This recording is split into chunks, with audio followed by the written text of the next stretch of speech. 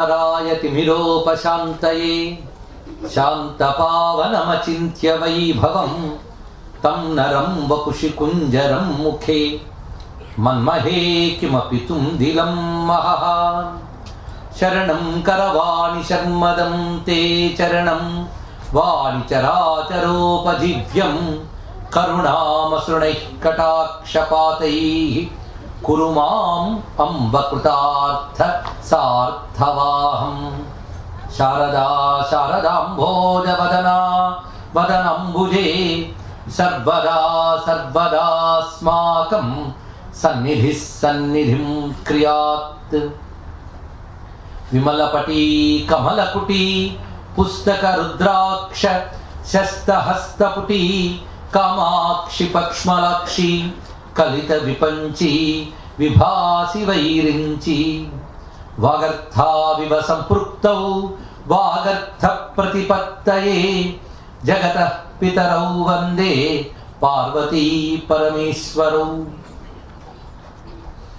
वसुदेवसुतं देवं कंसचाणूरमर्दनं देवकी परमानन्दं कृष्णं वंदे जगद्गुरुम् शिवाय गुरवे नमः शिवाय गुरवे नमः शिवाय गुरवे नमः शिवाय गुरवे नमः शिवाय गुरवे नमः शिवाय गुरवे नमः श्रीमात्रे नमः श्रीमात्रे नमः श्रीमात्रे नमः श्रीमात्रे नमः श्रीमात्रे नमः श्रीमात्रे नमः श्री विष्णुरूपाय नमः शिवाय श्री विष्णुरूपाय नमः शिवाय श्री विष्णुरूपाय नमः शिवाय श्री विष्णुरूपाय नमः शिवाय श्री विष्णुरूपाय नमः शिवाय श्री विष्णुरूपाय नमः शिवाय नमो महद्भ्यो ऋषिभ्यो गुरुभ्यो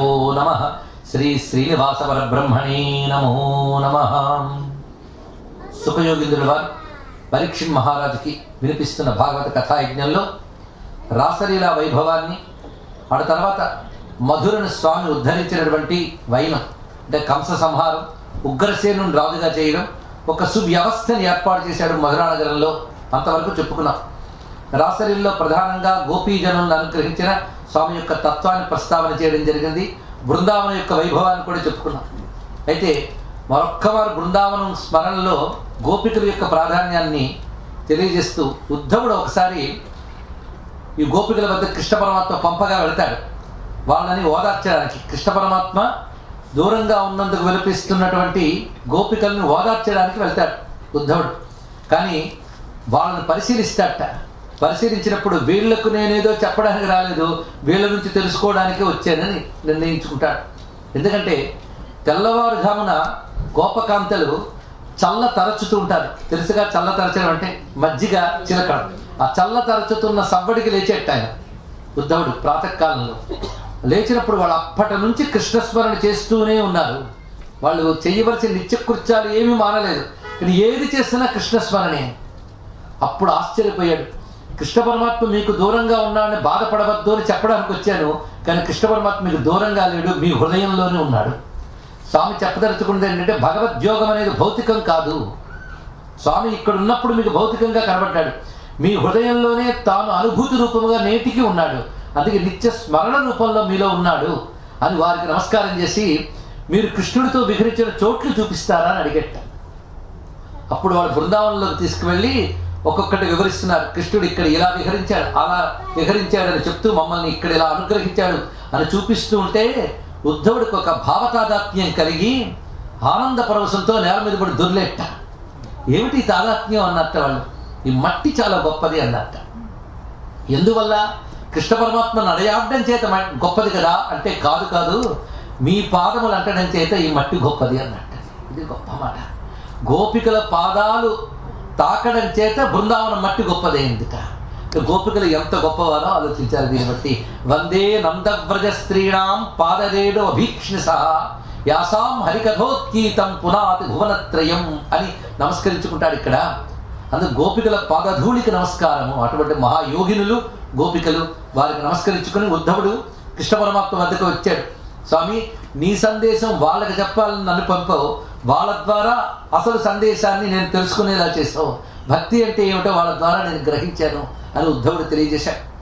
ఆ తర్వాత మధురా నగరంలో స్వామికి సువ్యవస్థని ఏర్పాటు చేసిన తర్వాత జరిగిన విషయం, కంసుడి భార్యల్లో అస్థి, ప్రాప్తి అని ఇద్దరు భార్యలు ఉన్నారు. వాళ్ళ తండ్రి జరాసంధుడు. అక్కడికి వెళ్ళి వాళ్ళు విలపించారు. తన కూతుర్ల వైధవ్యానికి కారకుడైనందుకు కృష్ణ పరమాత్మను తుదముట్టించాలని సంకల్పించుకున్నాడు జరాసంధుడు. కానీ కృష్ణునితో ఎదుర్కొనడం అనేటువంటిది తన ఒక్కడి వల్ల కాదు అని తెలుసుకున్నాడు. జరాసంధుడు గొప్ప బలవంతుడు, అంతేకాదు అనేక తాంత్రిక ఉపాసనలు కూడా చేసినటువంటి వాడు అతను. అలాంటి జరాసంధుడు కృష్ణుడిని ఎదుర్కొనడం మాత్రం తన ఒక్కడి వల్ల కాదని తెలుసుకున్నాడు. అందుకు మిగిలినటువంటి శత్రురాజులందరినీ కూడా తన మిత్రుల్ని చేసుకుని వాళ్ళందరినీ కూడగట్టుకుని కొన్ని అక్షోహిణుల సేనతో కృష్ణ పరమాత్మ పైకి దండెత్తడానికి వెళ్ళాడు. మధురానగరం మీద దండెత్తాడు. అప్పుడు పరమాత్మ ఒక్కసారి సంకల్పం చేసుకుంటే గగన మండలం నుంచి 2 రథాలు దిగి వచ్చాయి. అందుకు కృష్ణస్థు భగవాన్ స్వయం మానవుడిగా తిరుగుతూనే మాధవ ధర్మంతో ఆయన అనేకం నిర్వహించుకుంటూ ఉంటాడు. అదే నిన్న చెప్పుకున్న మాధవ ధర్మ మానవ ధర్మ సమన్వయం చేస్తూ ఉంటాడు. ఒక్కొక్కప్పుడు మానవ ధర్మాన్ని చక్కగా పాటిస్తాడు. మానవ ధర్మం ఎక్కడైతే సరిపోదో అక్కడ మాధవ ధర్మాన్ని తెస్తాడు. దాన్ని బట్టి మరింత గొప్పగా మానవ ధర్మాన్ని వ్యాప్తి చేస్తాడే కానీ ఆ స్వామి ఎక్కడికక్కడ 2 సమన్వయిస్తాడు. ఇంకా ఉదాహరణ తెలియాలంటే కృష్ణ పరమాత్మ ఈ మధురా నగరంలో వ్యవస్థ ఏర్పాటు చేసిన వెంటనే వసుదేవుడు ఉపనయనం చేస్తాడు. ఉపనయనం తర్వాత గురుకులానికి పంపిస్తాడు సాందీపన వద్దకు. ఆ సాందీపన వద్ద విద్యాభ్యాసాలు నేర్చుకుంటాడు. అప్పుడు సాందీపన కాశీలో ఉంటాడు. ఆయన అసలు ఊరు ఉజ్జయిని, కానీ ఆ సమయంలో ఆయన కాశీలో ఉంటారు. కాశీలో విద్యలు నేర్చుకున్నట్ట. మొత్తం 64 విద్యలు ఉన్నాయి మనకి. అసలు మన విద్యల పేర్లే మనకు తెలియవు, అవి ఉన్నాయని మనకు తెలియవు. ఒక్కడ మాత్రం మనకు తెలుసు, భారతదేశానికి నాగరికత, విద్యా, సంస్కృతి లేదు, పాశ్చాత్యులు భిక్ష పెడితేనే వచ్చిందని దౌర్భాగ్యం మాత్రం ఉంది మనకి. కానీ భారతదేశంలో విద్యలు చాలా గొప్పవండి. ఒక్కొక్కటి నాలెడ్జ్ సోర్సెస్ చాలా ఉన్నాయి మనకి.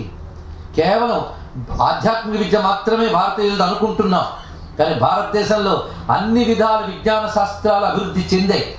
కానీ దురదృష్టం ఏంటంటే మన స్వతంత్రం వచ్చిన దగ్గర నుంచి కూడా భారతీయ పాలన రాలేదు, విదేశీ పాలన ఉంది. పాలకులు మారారు కానీ పద్ధతి మారలేదు. వాళ్ళ తలకాయలు ఇక్కడ వదిలి వెళ్తే ఆ తలకాయలు పెట్టుకుని పాలించారు ఇంతకాలం కూడా. మనకున్న ఆయుర్వేదం కానీ, భౌతిక శాస్త్రాలు కానీ, రసాయన శాస్త్రం కానీ, జ్యోతిష్ శాస్త్రం కానీ అన్నిటినీ నిర్లక్ష్యపరిచాం. ఇంకా మీకు వివరం తెలియాలంటే Indian culture and India's future అనే పుస్తకం వచ్చింది ఈ మధ్యకాలంలో. రాసిన ఆయన పేరు మైఖేల్ డానినో, ఒక ఫ్రెంచ్ రైటర్. ఇలాంటి వాళ్ళ చేతి మీ పిల్లలకి అందించండి. ఎందుకంటే మన వాళ్ళు చెప్తే మన వాళ్ళకి నచ్చదు కదా, అది చదవండి. అందులో చాలా చక్కగా రాశాడు మన యొక్క ఎంత నాగరికత ఉండేది, ఎంత విజ్ఞానం ఉండేది, ఎలా కోల్పోయాం. మొత్తానికి 64 విద్యలు 64 రోజుల్లో నేర్చుకున్నట్ట. ఒక్క వేద విద్య నేర్చుకోవాలంటే 12 ఏళ్ళు పడుతుంది ఒక వేదాన్ని. అలాంటిది వేదంతో సహా 64 విద్యలు 64 రోజుల్లో కృష్ణ పరమాత్మ నేర్చుకున్నాడు. ఇది ఆశ్చర్యపోవాలా? సర్వ విద్యలు ఆయన స్వరూపమే. అటువంటిప్పుడు 64 విద్యలు 64 రోజులు మాత్రం ఎందుకండి అంటే మానవుడికి ధర్మాలు చూపిస్తున్నాడు ఆయన. మాతృదేవో భవ, పితృదేవో భవ, ఆచార్య దేవో భవ, అది చూపించాడు ఇక్కడ. అందుకు గురువుని ఆశ్రయించి విద్యలు నేర్చుకోవాలి. 64 విద్యలు నేర్చుకున్నాడు. విద్యలు అయిపోయిన తర్వాత సాందీపన వద్దకు వెళ్ళేట గురుదక్షిణ ఏమనుకుంటారు అని. ఎందుకంటే విద్యకి ఫీజు పెట్టకూడదండి. విద్యకి ఇంత ఇవ్వాలి అని ఫీజు పెట్టరాదుట. విద్య, వైద్యం, ఆహారం ఈ 3ంటికి ఖరీదు నిర్ణయించరాదు అని మన భారతీయ శాస్త్రాలు చెప్తున్నాయి. విద్య, వైద్యం, ఆహారం. కానీ ఖరీదును ఆశించకుండా వీటిని అందించాలట. అవి అందుకున్న వాళ్ళు చేయగలిగినంత చెయ్యాలట. అందుకు వైద్యం కూడా ఇంత ఇస్తేనే చికిత్స చేస్తానని కాదు, చికిత్స చెయ్యాలట. కలిగిన వాడు కోట్లు ఇస్తాడు, లేనివాడు రూపాయి ఇస్తాడు. కానీ చేసేవాడు మాత్రం చికిత్స కోసమే చేయాలట. ఇది వైద్యానికి. విద్యకు కూడా అంతే. విద్య ఇవ్వడం ఆయన వంతు. గురుదక్షిణగా యథాశక్తి, ఎవడి శక్తికి తగ్గట్టు వాడు ఇస్తాడు. ఇలాంటి ఒక సంస్కృతి మనకి ప్రాచీన ఏర్పరిచారు. ఇప్పుడు విద్య అంతా నేర్చుకున్నారు బలరామకృష్ణుడు. గురుదక్షిణ ఏమి ఇవ్వాలని అడిగారు. ముందు గురువు అవసరానికి తగ్గట్టు ఇవ్వాలి. సాందీపునికి బొటబొట కన్నీళ్ళు వచ్చేటండి. ఎందుకంటే ఎవరైనా సరే దక్షిణ ఇచ్చేటప్పుడు యథాశక్తి ఇవ్వాలి. కృష్ణ పరమాత్మ మానవ ధర్మాలు ఎలా సమన్వయిస్తాడు ఇక్కడ రహస్యం ఉందండి. అందుకే చెప్తున్నాను, ఎవరైనా యథాశక్తి ఇవ్వాలి. యథాశక్తి అంటే వాడి శక్తి కొలది ఇవ్వాలి, వంచన లేకుండా ఇవ్వాలి.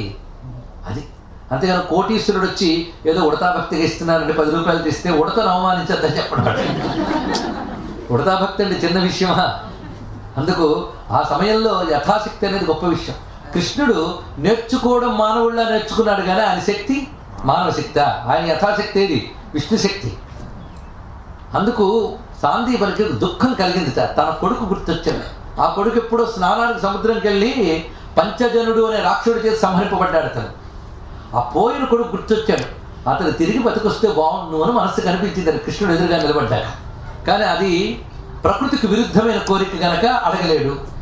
కానీ నారాయణుడు కృష్ణుడు ఆయనకే తెలుసు, ఋషి కదా కనుక ఆయనైతే చేయగలడు, కానీ అడగడానికి బాగోదు, ప్రకృతి విరుద్ధం. అందుకు దుఃఖం వచ్చింది. కానీ గురువు యొక్క హృదయాన్ని అర్థం చేసుకుని ఇప్పుడో వస్తామని చెప్పి తిన్నగా పంచజనుడు అనే రాక్షసుడి వద్దకు వెళ్ళాడు. ఆ పంచజనుడు నత్త రూపంలో ఉన్న ఒక రాక్షసుడు. వాడిని సంహరించి వాడి శంఖాన్ని తీసుకున్నట్ట. శంఖం ఉంటుంది కదా కొన్ని రకాల నత్తల్లో, ఆ శంఖం బయటకు తీశాడు. పంచజను నుంచి వచ్చింది కనుక పాంచజన్యం అది. ఆ శంఖం ఊదుతూ సంయమినీపురానికి వెళ్ళేట. సంయమినీపురం అంటే యముడి రాజధాని అండి. అది ఎక్కడుందని నన్ను అడగద్దు, అది ఇప్పుడు ఎవరు చెప్పలేదు. కృష్ణవర్మ తిన్నగా సంయమినీపురానికి వెళ్ళి శంఖనాదం చేసేట. యముడు ఇది విష్ణు శంఖనాదం అని బయటకు వచ్చేట. వచ్చి నారాయణ ఏం చేయమంటా అని అడిగాడు. మా గురుపుత్రుని తీసుకురా అన్నట్ట. వెంటనే తీసుకొచ్చాట. అంటే పోయిన వాళ్ళందరూ ఎవరొకరు స్టాప్ ఉంటారు కదా. ఇక్కడ అర్థం చేసుకోవాల్సిందంటే టైం మిషన్ గురించి కొన్ని కాన్సెప్ట్లు వచ్చాయి హాలీవుడ్ ఫిల్మ్స్లో కదా. ఎప్పుడంటే కాలపురుషుడు, అందరూ కాలంలో కలిసిపోయే వాళ్ళే. కానీ పరమాత్మ తలుచుకుంటే కాలానికి వెనక్కి వెళ్ళి తీసుకురాగలడు. అది ఏ అణువులు ఎక్కడెక్కడ కలిసిపోయే ఏ కాలంలో ఆ కాలపు కేంద్రం దగ్గరికి వెళ్ళి ఆయా అణువుల్ని సమీకరించి తేగలడు ఆయన. అందుకు కాలాన్ని ఆయన కంట్రోల్ చేస్తున్నాడు. కాలానికి అధిపతి యముడు. అది యముడికి కాలుడు అని పేరు కూడా ఉంది కదా. అందుకు ఇందులో గ్రహించవలసిన గొప్ప రహస్యం కృష్ణుని యొక్క యోగశక్తి అలాంటిది. ఇది కూడా దేవాది దేవుడిని మళ్ళీ రుజువు చేస్తున్నది. భూమి యందు తిరుగుతూనే దేవతలను శాసిస్తాడు. కృష్ణ పరమాత్మ మాట వినగానే మాట్లాడకుండా యముడు తీసుకొచ్చి అందించాడు. ఆ పిల్లవాడిని తీసుకొచ్చి సాందీపునికి ఇచ్చాడు. ఎవరు ఇవ్వగలరండి ఇలాంటి గురు దక్షిణ? మానవ శక్తితో మానవ శక్తిలా నేర్చుకున్నాడు, మాధవ శక్తితో గురుదక్షిణ ఇచ్చాడు. ఇది యథాశక్తి గురుదక్షిణ. ఎంత చక్కగా ధర్మాలను పాటించుకుంటూ వస్తున్నాడు. ఇప్పుడు మళ్ళీ ఈ కలకొద్దాం. జరాసంధుడు దాడికి రాగానే పరమాత్మ ఒక్కసారి తలంచుకోగానే గగనం నుంచి 2 రథాలు వచ్చాయి. ఇది వైకుంఠపు రథాలని తలంచుకుంటే అలా తెస్తాడండి స్వామి. అందుకే కృష్ణావతారంలో మళ్ళీ చెప్పుకోవాలి, కృష్ణస్థు భగవాన్ స్వయం సాక్షాత్ విష్ణువుగానే సంచరించాడు స్వామి. ఇక్కడ ఆ రథముడు సూర్యమండలంలోంచి వచ్చేట. ఎందుకంటే ఊర్ధ్వలోకాలకి మనకి గేట్ వే సూర్యుడండి, అక్కడి నుంచే రావాలి. అందుకే ఎప్పుడు ఆయన దండం పెట్టి అలవాటు చేసుకుంటే మనం కూడా గేట్లోంచి వెళ్తాం, లేకపోతే ఇంకోవైపు పోతాం. అక్కడ నుంచి దిగి వచ్చాడు 2 రథాలు. ఒక రథం బలరాముడికి ఇచ్చాడు, ఒక రథం తాను తీసుకున్నాడు. ఆ రథానికి సారథి కూడా అక్కడి నుంచే వచ్చాడు. ఆయన పేరు దారకుడు. ఆయన గుర్రములు 4 గుర్రముల పేర్లు తలుచుకున్నా ధన్యమైపోతాం. అవి శైభ్య, సుగ్రీవ, మేఘపుష్ప, వలాహక అని 4 గుర్రాలకి 4 పేర్లు. కృష్ణ పరమాత్మ రథాన్నెక్కి యుద్ధానికి వెళ్ళి పాంచజన్య శంఖాన్ని పూరించేట.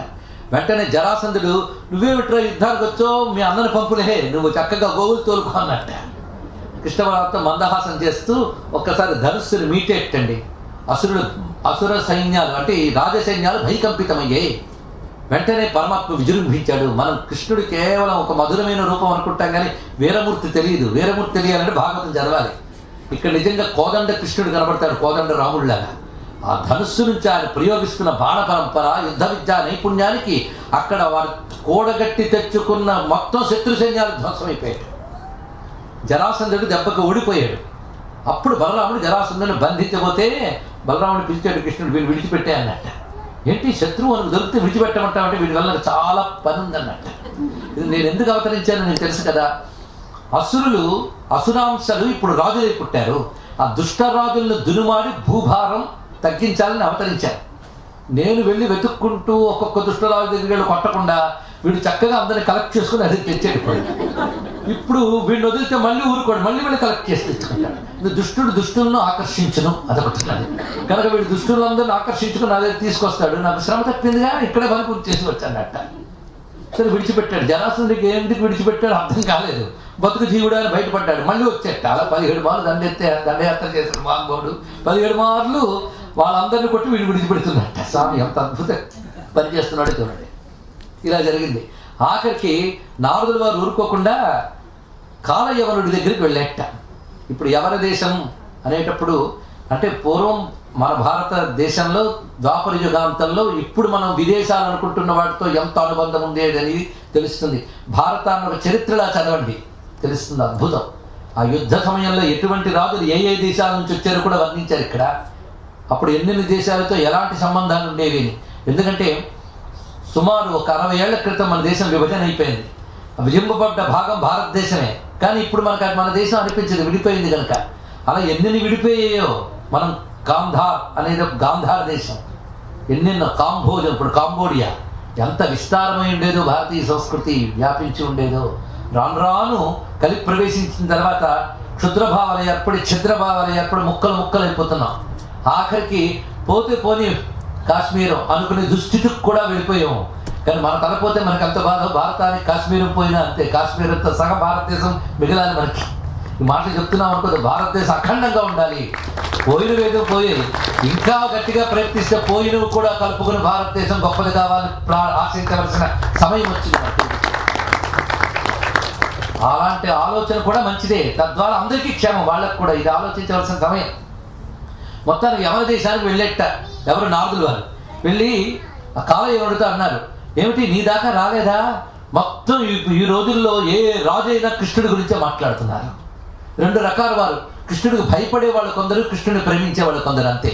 కానీ కృష్ణుడు ఎదురు నిలబడే వాళ్ళు ఎవరు లేరు సుమా. పోయిన అతను ఎవడైనా రాజా అంటే రాజు కాడు, కింగ్ మేకర్ అయినా, కానీ రాజులందరూ ఆయన అనుసరిస్తున్నారు. ఎలాంటి వ్యవస్థ చేశాడు కృష్ణుడు ఆనాడు భరతవర్షాన్ని ఏ విధంగా సంఘటితం చేశాడనేది రాజకీయంగా పరిశీలిస్తే అద్భుతమైన విషయాలు. రాజకీయం అంటే ఇప్పుడు అనుకునే దుర్మార్గమైన అర్థం కాదు, రాజనీతి పరంగా అర్థం చేసుకోవాలి. అంత చక్కగా ఆయన ఒక అద్భుతమైన పాలనా శక్తిని చూపిస్తాడు కృష్ణుడు, అడ్మినిస్ట్రేటివ్ కెపాసిటీస్ అద్భుతం అని కాలయవనుడితో చెప్తాడు. ఆయన గురించి నీకేం తెలియలేదా? నేను ఇప్పుడు వెళ్ళలేదే. ఏమిటయ్యా నువ్వు, అసలు నువ్వు పెద్ద వీరుణ్ణి అంటున్నావు, వీడిని వాడిని జయించగలుగుతున్నావు అన్నావే, ఆ కృష్ణుడిని జయించినప్పుడు నువ్వు చెప్పుకోవచ్చు అన్నట్ట. ఎలా ఉంటాడేమిటి అని అడిగేట. ఇంకా నారదుడు మురిసిపోయాడండి. కృష్ణుడిని వర్ణించమంటే ఆయనకేం పోయిందో ఆనందంగా వర్ణించాడు. ఓహో అలాగా, అయితే అతన్ని జయిస్తానని కొన్ని కోట్ల సైన్యాన్ని తీసుకొచ్చేట. అతను తీసుకువచ్చి మొత్తం మొదలనాడు చుట్టూ వాడు మోహరింపజేసాడు సైన్యాన్ని. కృష్ణ పరమాత్మ ఆ సమయంలో ఒక్కసారి ఆలోచన చేసి విశ్వకర్మని పిలిచేట. చూసారా, ఆయన తలంచుకుంటే దేవతలు దిగొస్తున్నారు. అదే కృష్ణావతార యొక్క గొప్పతనం. విశ్వకర్మ వచ్చి ఏం చేయమంటావు అని అడిగేట. నాకు ఈ రాత్రికి రాత్రి ఒక అద్భుతమైనటువంటి నగరాన్ని నిర్మాణం చేయాలన్నాడు. అది మానవుల వల్ల కాదు కనుకనే దేవశిల్పిని పిలిచాడు ఆయన. రాత్రికి రాత్రి నేను చెప్తాను నీకు, ఫలానా సముద్ర స్థలంలో నిర్మాణం చెయ్యు అంటే, స్వామి వైకుంఠవాసివైన నీకు అంత గొప్ప లోకం నేను నిర్మించగలనా? నీ అనుగ్రహం ఉంటేనే నిర్మించగలను, నువ్వే ఆ శక్తిని ఇవ్వయ్యా అని ఒక చక్కని శ్రద్ధతో కృష్ణుడు కోసం నిర్మించేట. ఇంతవరకు ఉన్న చోట్ల కృష్ణుడు వచ్చాడు, ఇప్పుడు కృష్ణుడు కోసం తయారవుతుంది. ఒక అద్భుతమైన నగరాన్ని నిర్మించాడు. 12 యోజనాల విస్తీర్ణము కలిగినది, అదేవిధంగా 12 యోజనాల దైర్ఘ్యం అంటే పొడవు వెడల్పు కూడా 12 యోజనాలు కలిగినటువంటి ఒక మహానగరాన్ని నిర్మాణం చేశాడు. దానికి చక్కని దివ్య స్థలముల నుంచి వివిధ వస్తువులు తీసుకొచ్చేట. అంటే వివిధ లోకాల నుంచి, ఇంద్రలోకం నుంచి, కుబేర లోకం నుంచి అక్కడున్న గొప్ప వస్తువులన్నీ తెచ్చిపెట్టేట. అన్ని దివ్యలోకముల సారముగా దాన్ని తయారు చేశాడు. అదే ద్వారకా నగరం. దాన్ని నిర్మాణం చేసి పరమాత్మ తన యోగశక్తితో మధురానగర వాసులందరూ ఇక్కడ పంపించేట. అప్పటికప్పుడు ఉన్నవాళ్ళు ఉన్నట్లు అక్కడ చేరేట. మొత్తం షిఫ్ట్ అలా చేశాడు. తాను బలరాముడు ఏమి ఎరగనట్టు బయటకు వచ్చాడు కోట నుంచి. ఎవరు చూసి అదుగుదుగో నారదుడు బంధించిన వాడు అక్కడ కనబడ్డాడు అని పట్టుకొని అన్నట్ట మధాన్ని తోలేట. వెంటనే కృష్ణుడు పారిపోతున్నట్టు నటించాడు. మొత్తం అతన్ని వెంట పెట్టాడు కాలయమునుడు. తిన్నగా కృష్ణ పరమాత్మ గుహలోకి దూరం అంతర్ధానమయ్యట. అక్కడ ఒక మహాత్ముడు నిద్రిస్తున్నాడు. వెళుతూనే అక్కడ చూశాడు. అతను తేజోమయ పురుషుడు. అతన్ని చూసి కాలయమునుడు అనుకున్నాడు, కృష్ణుడు ఇక్కడికి వచ్చి వంచన చేసి ఇలా పడుకున్నాడేమో, ఎందుకంటే వంచకుడు అతను అని, లేరా లేరా వెన్నమూర్చ అని కాలుతో ఇలా తన్నెట్ట. వెంటనే అతను కళ్ళు తెరిచాడు. కళ్ళు తెరవగానే ఎదురుగా ఉన్న కాలయమునుడు భస్మం అయిపోయాడు మొత్తం. అతని పేరు ముచుకుందుడు. ఈ ముచుకుందుడు సామాన్యుడు కాడు, మాంధాతృ చక్రవర్తి యొక్క పుత్రుడు. ఈ మాంధాతృ చక్రవర్తి శ్రీరామునికి పూర్వీకులుగా ఉన్నటువంటి సూర్యవంశరాజు. ఎప్పటివాడో ముచుకుందుడు అప్పటి వాట, అంటే రామకథ కంటే పూర్వమైన వాడు. ఆయన దేవదానవుల యుద్ధంలో దేవతలకు సహాయపడ్డాడు. అప్పుడు దేవతలు అడిగట్టు నీకేం కావాలని, మోక్షం కావాలన్నట్ట. మోక్షం మేము ఇవ్వలేం, ఇంకేదైనా కోరుకో అన్నట్ట. అది ఇవ్వలేనప్పుడు నాకు అక్కర్లేదు, నాకు అది వచ్చే వరకు చక్కగా నిద్రపోయి పెట్టేదని చూడండి అన్నట్ట. గొప్ప కోరిక. అది ఊరికి నిద్రపోవడానికి ఏదైనా చేయొచ్చు, కానీ అలాగే నిద్రపోతే నిద్రలోనే పోతారు. అలా కాదు ఇక్కడ. ఈ నిద్ర చిత్రమైన నిద్ర, ఈ నిద్ర ఒక సమాధి స్థితి. ఇది తెలుసుకోవాల్సింది. పరమాత్మని ధ్యానిస్తూ బహిర్ముఖత్వం విడిచిపెట్టి ఉండాలి. ఆ స్థితిలో శరీరం పాడవకుండా ఉండాలి. అలాంటి స్థితి. అందుకే దేవతలు వరంగా ఇచ్చారు ఈ గుహలో నిద్రపోయేట్టు. అప్పటి నుంచి ఇప్పటి వరకు స్వామి ఎన్ని లెక్క పెట్టుకున్నాడో చూడండి. ఇతన్ని తరింపజేయవలసిన సమయం నిద్రలేపి, వీడిని సంహరించవలసిన సమయం, పైగా కాలం వంటికి తన చేతిలో చచ్చే భాగ్యం లేదు కనుక ఆ రెండింటిని ఎలా అమర్చాడంటే అక్కడ ఇతడు నిద్రారూప తపస్సులో ఉన్నాడు. అంత తపస్సులో ఉన్న వాళ్ళు హఠాత్తుగా కళ్ళు తెరిస్తే ఆ తేజస్సు ఎదురు వారు భస్మే తీరుతారండి. అందుకే అతను నిద్రలేపే ముందు వీడిని పెట్టాడు అక్కడ. ఎంత చక్కటి ఏర్పాటు చూడండి. అందుకే పరమాత్మ లెక్కలు కట్టడంలో నెంబర్ 1. ఎప్పుడు ఎవడికి ఎక్కడ ఎలా కావాల్సింది ఇవ్వాలో అని తెలుసు కనుకనే సరిగ్గా ముచుకుందుడు యొక్క చూపు మొదలు పడింది వాడి మీద భస్మైపోయాడు. తర్వాత ఎదురుగా కనబడ్డట పరమాత్మ. అప్పుడు చూశాడు, నిన్ను చూస్తుంటే దివ్య పురుషుడిగా కనబడుతున్నావు, ఎవరు నువ్వు అంటే నేను దేవకీ వసుదేవుల పుత్రుడైన కృష్ణుడు అన్నట్టు. అంతే. అయితే నువ్వు నారాయణుడు అన్నాడు. ఎందుకంటే మా కాలంలో గర్గమహాముని నాకు చెప్పాడు 28వ మహాయుగంలో విష్ణువు కృష్ణుడుగా వస్తాడని. నువ్వేనా నారాయణ నీ దక్షిణమైన ధన్యుణ్ణి, నా మోక్షం ఇయ్యవయ్యా అన్నాడు. నువ్వు చాలా గొప్పవాడు, అందులో సందేహం లేదు. కానీ నువ్వు రాజుగా ఉన్నప్పుడు వినోదం కోసమని కొంత వేట చేశావు. ఆ హింసా దోషం చేత నువ్వు ఇంకా ఒక్క జన్మ ఎత్తాలయ్యా, అంతవరకు సాధన చేసుకో. అందుకే నిద్ర లేపాను నిన్ను. సాధన సరిగ్గా చేసుకో వెళ్ళు అన్నట్ట. అప్పుడు బయటకు వచ్చేట ఆయన. బయటకు వచ్చేటప్పటికల్లా ద్వాపర యుగ అంతం అండి. అప్పుడే కలి ఇంకా దగ్గరికి వస్తున్న సమయం. కృష్ణ పరమాత్మ ఉన్నాడు కనుక దగ్గరికి రాలేదు కలి. ద్వాపర యుగాంతం.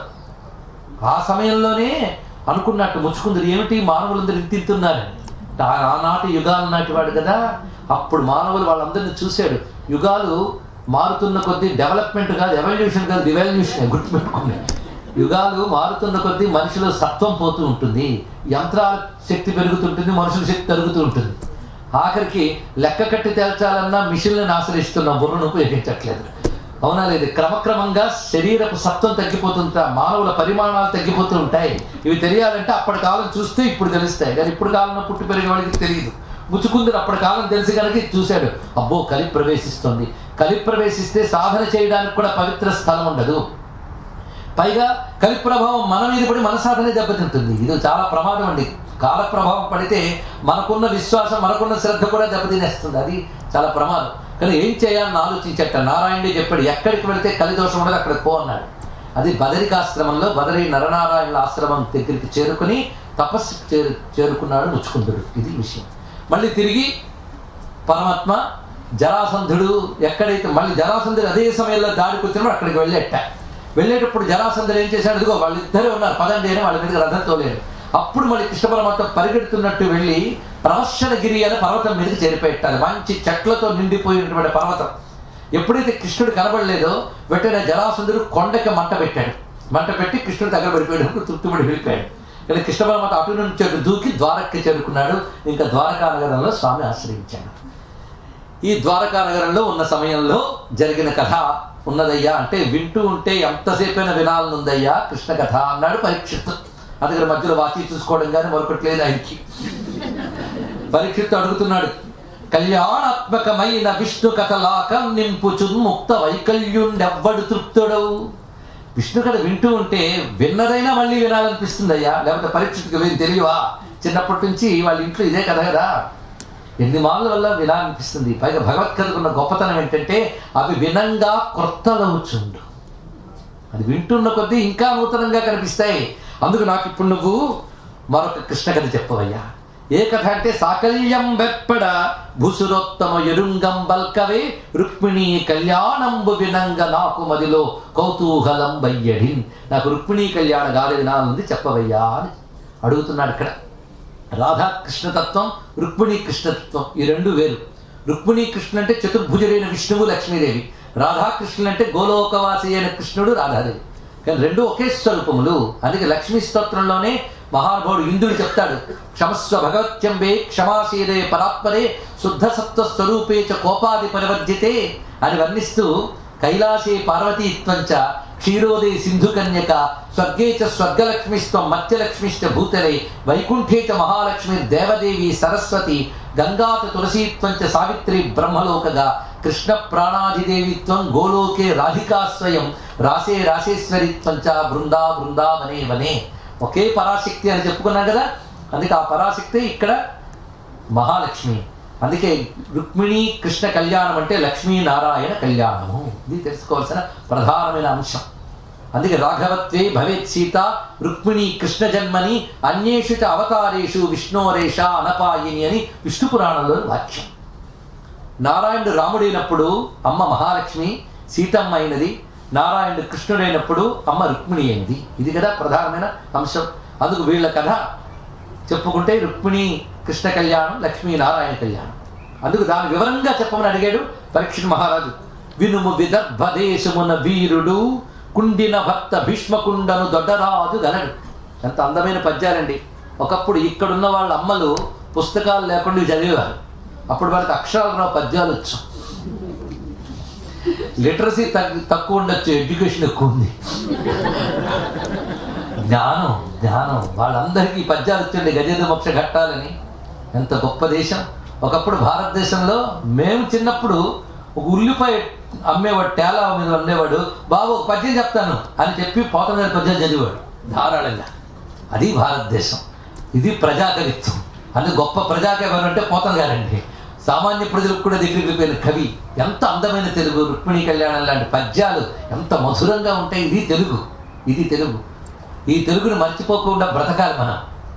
అంతేగాని ఎందుకండి తెలుగు అంటే నాకు అమ్మ ఎందుకండి అన్నట్టుంటుందండి. అంతే ఒకటే మాట. అమ్మ ఎందుకు, తెలుగు ఎందుకు? తెలుగు పద్యంతో బ్రతకలేనప్పుడు తెలుగు వాళ్ళలో చెప్పుకోవడం ఎందుకు? మానవులుగా బ్రతకడం ఎందుకు? తన తల్లిని తాను గౌరవించలేవాడు, ఎవరిని గౌరవించగలండి? అందుకే ఎప్పుడు కూడా మాతృస్థానములు ఏమిటి అంటే, ఒకటి జగన్మాత, రెండు కన్న తల్లి, మూడవది దేశమాత, నాలుగవది భాషామాత. ఇది చాలా ప్రధానం. వాటిని గౌరవించినప్పుడే మీ పిల్లల నుంచి మీరు ప్రేమ ఆశించడానికి అనుకూలవుతారు. అందుకని నా పిల్లాడికి తెలుగు అనద్దు. ఒక ఆమె అంటుంది, నెక్స్ట్ టైం గురువు గారు you have to speak in Telugu అని. నువ్వు ఇలా అంటున్నంతకాలం తెలుగు చెప్పడమ్మా. ముందు మనం తెలుగు మాట్లాడదాం, తెలుగు మాట్లాడదాం. ఎందుకంటే ఒక ఆటవిక భాషలో, నాగరికత లేని భాషలో పుడితే దాన్ని మర్చిపోయామంటే పర్వాలేదు. కానీ కొన్ని వేల ఏళ్ల చరిత్ర కలిగిన భాషకి మనం వారసులం. దాన్ని మనం కాపాడుకోలేకపోతే చరిత్ర లేని వాళ్ళం అవుతాం, చరిత్రకు ద్రోహం చేసిన పాపాత్మం అవుతాం. గుర్తుపెట్టుకోండి. ఇక్కడ మన మాతృత్వాన్ని మనం కాపాడుకుంటూ ఎన్నైనా సాధించవచ్చు. మన మాతృభాషను మనం కాపాడుకోవాలి. అప్పుడే మనకు మనగలడానికి అర్హత ఉంటుంది. ఇది తెలుసుకోవాల్సిన ప్రధానమైన ఉద్దేశం. తన భాషను తాను కోల్పోతే తన సంస్కృతిని తాను కోల్పోతాడు, తన సంస్కృతిని తాను కోల్పోతే తనని తాను కోల్పోతాడు. ఇది తెలుసుకోవాల్సిన ప్రధానమైన అంశం. అందుకే చైనా భారతదేశం కంటే అభివృద్ధి సాధించడానికి కారణం తనదైన భాషతో తాను జీవించడం చేత. ఇది ఆలోచించాలి ఇక్కడ. అందుకే ప్రతి వారు కూడా తమ భాషతో తాము అభివృద్ధి సాధించవచ్చు. కానీ భారతదేశం దానిలో చాలా వెనకబడింది. ఇక్కడ ఉన్న వాళ్ళు నేనేదో అంటున్నాను అనుకోవద్దు. కొన్నాళ్ళకి మీరు వచ్చి మాకు ఆంధ్రదేశంలో తెలుగు చెప్తారేమో ఆశతో అంటున్నాను ఈ మాట. అక్కడ వాళ్ళకి మాటలు ఇక్కడ వాళ్ళకనే కాదు, అక్కడ మాత్రం తెలుగు పలుకుతున్న తెలుగు వాళ్ళు చాలా తక్కువ. తల్లిదండ్రులే తెలుగు మాట్లాడట్లేదు. అలాంటి దుర్భర పరిస్థితి అక్కడుంది. కానీ ఇక్కడ నేను మొన్న వెళ్ళినప్పుడు చిన్న పిల్లవాడు చాలా చక్కని తెలుగులో మాట్లాడి పలకరించాడండి. అంతేకాదు, మేము అందరం కలిసి కొన్ని స్టౌట్స్బర్గ్, సాలెట్స్బర్గ్ చూసి వస్తూ ఉంటే గురువుగారు పాట కట్టానండి అన్నాడు. ఏంటంటే గుడులెన్నో చూసాము గురువు గారితో తెలుగు పాట అప్పటికప్పుడు కట్టి పాడాడు. ఆహా అనిపించింది, మనం నేర్పగలగాలి. అంతేకాదు, ఒక 3 ఏళ్ల క్రితం కాలిఫోర్నియాలో ఒక 25 ఏళ్ల అమ్మాయి తెలుగులో మాట్లాడుతుంటే, ఎప్పుడు వచ్చావమ్మా ఆంధ్రదేశం నుంచి అంటే, నేను ఇక్కడే పుట్టి పెరిగానండి అంతే. యాక్సెంట్ కూడా అంత స్వచ్ఛంగా ఉందంటే తెలుగులో అక్కడ పుట్టొచ్చిందా అన్నట్టు. ఆమె నేను ఇక్కడే పుట్టి పెరిగానండి, చిన్నప్పటి నుంచి మా అమ్మ నాన్న నీ కాలి చెప్పులతో పాటు ఇంగ్లీష్ బయట వదిలేసి ఇంట్లో తెలుగు మాట్లాడన్నారు నన్ను. అప్పుడు వాళ్ళు తెలుగు మాట్లాడారు, నేను తెలుగు మాట్లాడాను. అప్పుడు మా స్కూల్ నుంచి నోటీసులు పంపారు, మీరు ఇంట్లో మదర్ టంగ్ మాట్లాడుతుంటే మీ పిల్లలకి ఇంగ్లీష్ రాదు కనుక ఇంట్లో ఇంగ్లీషే మాట్లాడని అన్నారు. ఇంగ్లీష్ మా పిల్ల నేర్చుకోకపోతే తెలుగు పిల్లగానే బతుకుతుంది, కానీ నేను ఇంట్లో తెలుగే మాట్లాడిస్తానని పంతం పట్టారు మా నాన్న. దానివల్ల నాకు తెలుగు వచ్చింది, ఇంగ్లీషు వచ్చింది, ఇక్కడ ఇప్పుడు ఉద్యోగం చేస్తున్నానని చెప్పిందండి. ఇక్కడ అందరూ తెలుసుకోవాల్సిన విషయం. పిల్లలకి తెలుగే మాట్లాడించండి, ఇది ముఖ్యం. అందుకని పిల్లలకి 4 భాషలు ఏకకాలంలో నేర్చుకోగలిగిన మేధాశక్తి ఉంటుంది ఆ వయస్సులో. ఇది నేర్పాలి. అందుకు సామాన్యమైన భాష కాదు, సంస్కృతం, తెలుగు ఈ భాషలు చాలా గొప్ప. విశ్వనాథ సత్యనారాయణ గారు ఒకప్పుడు కలకత్తాలో నేషనల్ సింపాజియం ఆఫ్ పోయిట్స్ జరిగింది. ఆ సమయంలో ఆయన మాట్లాడుతూ మహాకావ్యాలు పుట్టడానికి అనువైన భాషలు 2, ఒకటి సంస్కృతం, 2 తెలుగు అని చెప్పారు. మహానుభావుడు అంత గొప్పగా చెప్పాడు. అందుకే ఒక్క సంగీతమేదో పాడునట్లు భాషించినప్పుడు వినిపించు భాష, రసభావముల సమర్పణ శక్తి ఎందున అమర భాషకు ధీటైన భాష నా భాష తెలుగు భాష. అది చెప్తున్నారు. పోతన లాంటి మహాత్ములు పండించి పోత పోసిన మాధుర్యాల భాష తెలుగు భాష. ఎంత చక్కగా చెప్తున్నాడు. వినుము విదర్భ దేశమున్న వీరుడు కుండిన భర్త భీష్మకుండను దొడ్డరాజు గలడు. భీష్మకుడనే రాజు విదర్భ దేశాన్ని పాలన చేసేవాడయ్యా. అతనికి 5 పుత్రులు ఉన్నారు. రుక్మి, రుక్మరథ, రుక్మబాహు, రుక్మకేశ, రుక్మమాలి అనబడే 5 పుత్రులు. ఆఖరికి చివరి అమ్మాయి వాళ్ళందరికీ చెల్లెలుగా కలిగినటువంటిది అనగుడు రుక్మిణా వరగు నందరకున్ కడగొట్టు చెల్లెలై మనుజవరేణ్య పుట్టెనొక మానిని రుక్మిణినా ప్రసిద్ధయ్యి. ఇందులో ప్రతిపద్యం మధురమే, కానీ సమయం మనకు చాలా అల్పంగా ఉంది కనుక ముఖ్యమైనవి చెప్పుకుంటూ వెళుతూ ఉందాం. రుక్మిణి ఆవిడ పేరు. అందరూ రుక్మ శబ్దంతో ఉన్నారు. మీరు జాగ్రత్తగా విదర్భ దేశం నుండి వింటే చివరికి దీన్ని డీకోడ్ చేస్తే వేదాంతం వస్తుందని మొత్తం. అదే ఆశ్చర్యం చేసుకోండి. ఆశ్చర్యం ఒక అద్భుతం, ఆంతర్యం. రుక్మిణి ఆవిడ పేరు. రుక్మము అంటే బంగారం అని అర్థం. రుక్మిణి అంటే బంగారు తల్లి అని అర్థం అనమాట. బంగారు తల్లి పేరు బంగారం. హిరణ్యవర్ణాం హరిణీం. శ్రీ సూక్తంలో మొదటి శబ్దం ఏంటంటే అర్థం బంగారు రంగు. సూర్యకాంతి ఏ వర్ణంతో ఉంటుందో ఆ వర్ణంతో ఉంటుంది అమ్మవారు. అది హిరణ్యవర్ణ రుక్మిణి, అది ఆవిడ పేరు. ఇక ఆవిడ బాల్యం నుంచి చిన్నపిల్లలతో తోటి ఆడపిల్లలతో పెరుగుతూ ఉంటే వాళ్ళ ఇంటికి వచ్చిన పెద్దవాళ్ళందరూ కూడాను ఆ రోజుల్లో ఎక్కడికెళ్ళిన సబ్జెక్ట్ ఒకటేనండి, కృష్ణుడు. అందరూ కృష్ణుడి గురించి మాట్లాడడమే. మొత్తం రాజలోకాల్లో అయితే ఆయన గురించే చర్చ. మొత్తం రాజులందరికీ రాజు ప్రకాశిస్తున్నాడు ఆయన. అందుకు ఎవరి ఇంటికి వచ్చినా ఒక ఋషులు కానివ్వండి, రాజులు కానివ్వండి, పండితులు కానివ్వండి, కృష్ణ పరమాత్మ గురించి చర్చ చేస్తున్నట్ట. కొందరు ఆయన పరమాత్మ అంటున్నారు, కొందరు ఆయన గొప్ప ప్రభు అంటున్నారు, కొందరు మహాపురుషుడు అంటున్నారు. ఇలా అందరూ ఆయన గుణగణాలను వర్ణిస్తున్నారు. ముందు రోజు మనం చెప్పుకున్నాం, గోరూపంతో భూమి 36 గుణాలు చెప్పింది, కృష్ణుడి గుణాలు. ఆ 36 గుణాలు కూడా అందరూ చెప్తూ ఉంటే అప్పుడు రుక్మిణికి అతడే నాకు పతి అయితే బాగుండు అని భావన కలిగిందిట. వినగా వినగా ఇది జాగ్రత్తగా వింటే ఒక సాధనాపరమైన అంశములు కనబడతాయి. అందుకే ఇవన్నీ గుర్తుపెట్టుకుంటే చివరికి మనం సాధనాపరమైన అంశాలు తెలుసుకోవచ్చు. ఎప్పుడైతే కృష్ణుడే తన పతి అని మనస్సులో అనుకున్నదో ఆనందించింది. అంతేకాదు తల్లి తండ్రి అందరూ కూడా ఇది విని కృష్ణుడికి మన అమ్మాయిని ఇచ్చి చేస్తే బాగుండని అందరూ అనుకుంటున్నారట. ఇప్పుడు తాను అనుకున్నది అందరూ అనుకుంటున్నది ఒకటైతే ఎంత ఆనందం. అందుకు బంధువులెల్లా కృష్ణునకు బాలికనిచ్చద మంచు సేముషి సింధువులై విచారములు చేయగా వారలను అడ్డపెట్టి దుస్సంధుడు రుక్మి కృష్ణునడ చాలా విరోధము చేసి మత్త పుష్పంధయ వేణి నిత్తు శిశుపాలును కంచు తలంచి అంధుడై. అందరూ కూడా కృష్ణుడికి ఇచ్చి చేద్దాం రుక్మిణీదేవిని అనుకుంటూ ఉంటే పెద్ద కొడుకు రుక్మి మాత్రం అడ్డుపడ్డాట. కొన్నేళ్లలో పెద్ద కొడుకు పెత్తనాలు ఉంటూ ఉంటాయి. అలా ఈయన గారు ఏం చేశారంటే, వీల్లేదు, నా మిత్రుడు ఉన్నాడు శిశుపాలుడు, ఆయనకి ఇచ్చి పెళ్లి చేద్దామన్నట్టు. పైగా తల్లిదండ్రులు కూడా కొడుకు మాట కారణం లేదు సరే అన్నట్టు. ఇంతవరకు తనకు కనబడిన ఆశ ఆరిపోయింది. తన వారంటే ఎవరూ లేరు, ఇప్పుడు తన వైపు మాట్లాడే వాళ్ళు ఎవరూ లేరు, ఇంకా ఏం చేయాలో ఆలోచిస్తోందిట. అప్పుడు ఆమె మనస్సులో ఒక అద్భుతమైన ఆలోచన స్ఫురించింది. అప్పటికే వివాహ ముహూర్తం నిర్ణయించారు, ఏర్పాట్లు జరిగిపోతున్నాయి. ఆ సమయంలో వారి ఇంటికి వచ్చే పురోహిత బ్రాహ్మణుల్లో వేద పండితుల్లో ఒకరిని ఆశ్రయించిందిట. అతని పేరు మాత్రం ఇందులో చెప్పలేదు, కానీ సాధారణ అగ్నిజ్యోతనుడు అని ఒక మాట అంటూ ఉంటాం. ఇది పోతన గారు అగ్నివలే ప్రకాశించువాడు అని వర్ణనతో రాశారు, కానీ పేరు పెట్టలేదు. ఎందుకంటే నిరంతరం వేదాధ్యయనం చేస్తూ అగ్నిహోత్రాది కర్మలు చేసినప్పుడు వాళ్ళలో మహా తేజస్సు వస్తుంది. అదే అగ్ని వంటి ప్రకాశం అని అర్థం. అలాంటి ఆ విప్రుని ఆశ్రయించి, నువ్వే నాకు ఇప్పుడు దిక్కుగా కనబడుతున్నావు, నువ్వు ఒక్కసారి ద్వారకకు వెళ్ళి ఇక్కడ పరిస్థితి చెప్పు, నేను కృష్ణుని వలచేనని చెప్పు, కృష్ణుడు నన్ను స్వీకరించాలని ప్రార్థిస్తున్నానని చెప్పు, ఎలా నన్ను తీసుకువెళ్లాలో ప్రణాళిక కూడా ఇస్తున్నానని పంపించింది. ఆయన చక్కగా ద్వారకకు వెళ్ళాడు.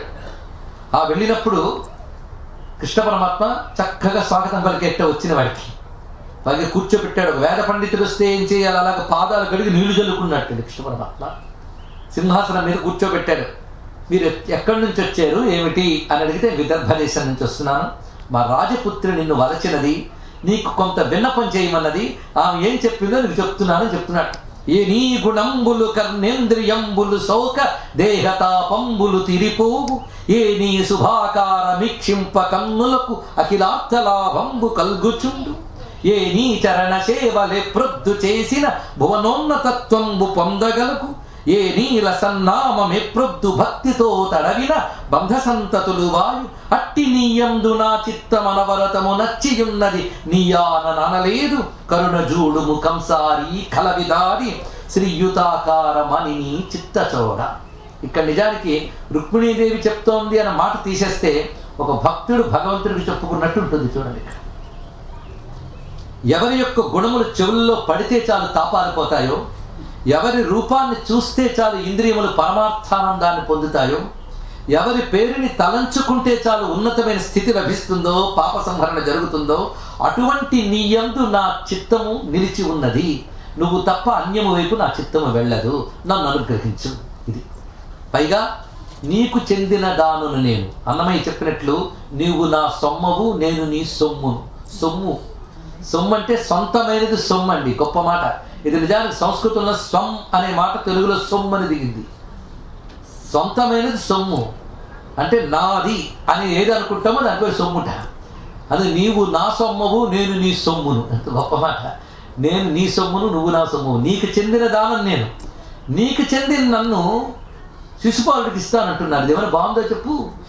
ఇది ఎలా ఉన్నదంటే సింహము పాలి సొమ్ము గోమాయువు కోరు చందమునా అన్నాడు ఇక్కడ పోతన గారు. సింహము పాలి సొమ్ము గోమాయువు. గోమాయువు అంటే నక్క. సింహానికి చెందిన భాగాన్ని నక్క కోరుకున్నట్లుగా నీకు చెందిన నన్ను శిశుపాలు కోరుకుంటున్నాడు. అప్పుడు సింహం ఏం చేయాలి? నక్కల్ని తరిమి కొట్టి తీసుకోవాలి. అలాగే వాళ్ళని తరిమి కొట్టి నన్ను తీసుకెళ్ళు. ప్రణాళిక అమ్మవారి ఇచ్చాట. ఎలా వెళ్ళాలో కృష్ణుడికి ఆలోచించడానికి అవకాశం లేదు. ఆవిడే స్ట్రక్చర్ వేసి ఇచ్చింది. మా ఇంట్లో ఒక ఆచారం ఉంది. పెళ్లికి ముందు అమ్మవారిని పూజిస్తాం మేము. శివాలయానికి వెళ్ళి మా కులదేవత ఆ తల్లి. ఆ తల్లి దగ్గరికి మమ్మల్ని తీసుకెళ్తారు. అప్పుడు నేను అక్కడికి వస్తాను. ఆ తిరిగి వచ్చేటప్పుడు నువ్వు రథంలో వచ్చి నన్ను తీసుకుపో. మంచి ప్రణాళిక వేసింది. ఇదయ్యా చెప్పమన్నది నీకు అని ఆమె చెప్పమన్నది చెప్పాను. ఇప్పుడు నిన్ను చూశాక నాకు ఏమనిపించిందో చెప్తున్నాను. ఇంతవరకు ఆవిడ మాట, ఇప్పుడు నా మాట చెప్తున్నాను అంటున్నాడు. ఎవరు? అగ్ని జ్యోతనుడు లేదా ఆ బ్రాహ్మడు. ఆ ఎలనాగ నీకు తగు. నేను అమ్మాయిని చూశాను, ఇప్పుడు నిన్ను చూశాను. ఇప్పుడు మీ ఇద్దరిని చూశాక ఒకరి కోసం ఒకరు పుట్టారని అనిపించింది. అయ్యా మేడ్ ఫర్ ఈచ్ అదర్ అంటే ఇదే. ఒకరికొకరు తగిన వారు. ఆ ఎలనాగ నీకు తగు అంగనకు తగు దీవు మా ఉపాధ్యాయుల యాన పిండ్లియగు.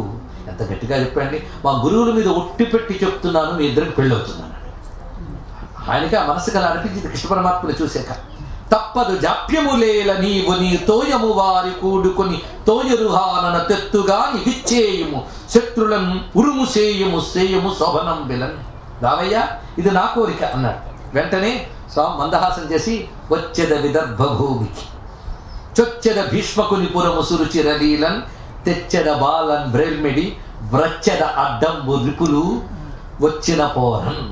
వస్తా, విదర్భ దేశంలోకి వస్తా, ఆమెను తీసుకువస్తా, ఎవరైనా అడ్డం వస్తా వాళ్ళు తల తీస్తా అన్నాడు పరమాత్మ. వెంటనే రథాన్ని సిద్ధం చేయమన్నాడు. దారకుడు రథం సిద్ధం చేశాడు. మన శైబ్య సుగ్రీవ మేఘ పుష్ప వలాహకమలనే గుర్రములతో ఉన్న దివ్య రథం. ఆ రథం మీద ఎక్కి విప్రుని కూడా ఎక్కించుకున్నట్ట. ఇక్కడ ఈవిడ పరిస్థితి ముహూర్తం దగ్గరికి వస్తుంది. పరమాత్మ నుంచి కబురు రాలేదు. మనసులో దుఃఖం పెరిగిపోతుందటండి. అంతవరకు ఆమెను పెళ్లి కూతురిగా అలంకారం చేసి ఉంచేట.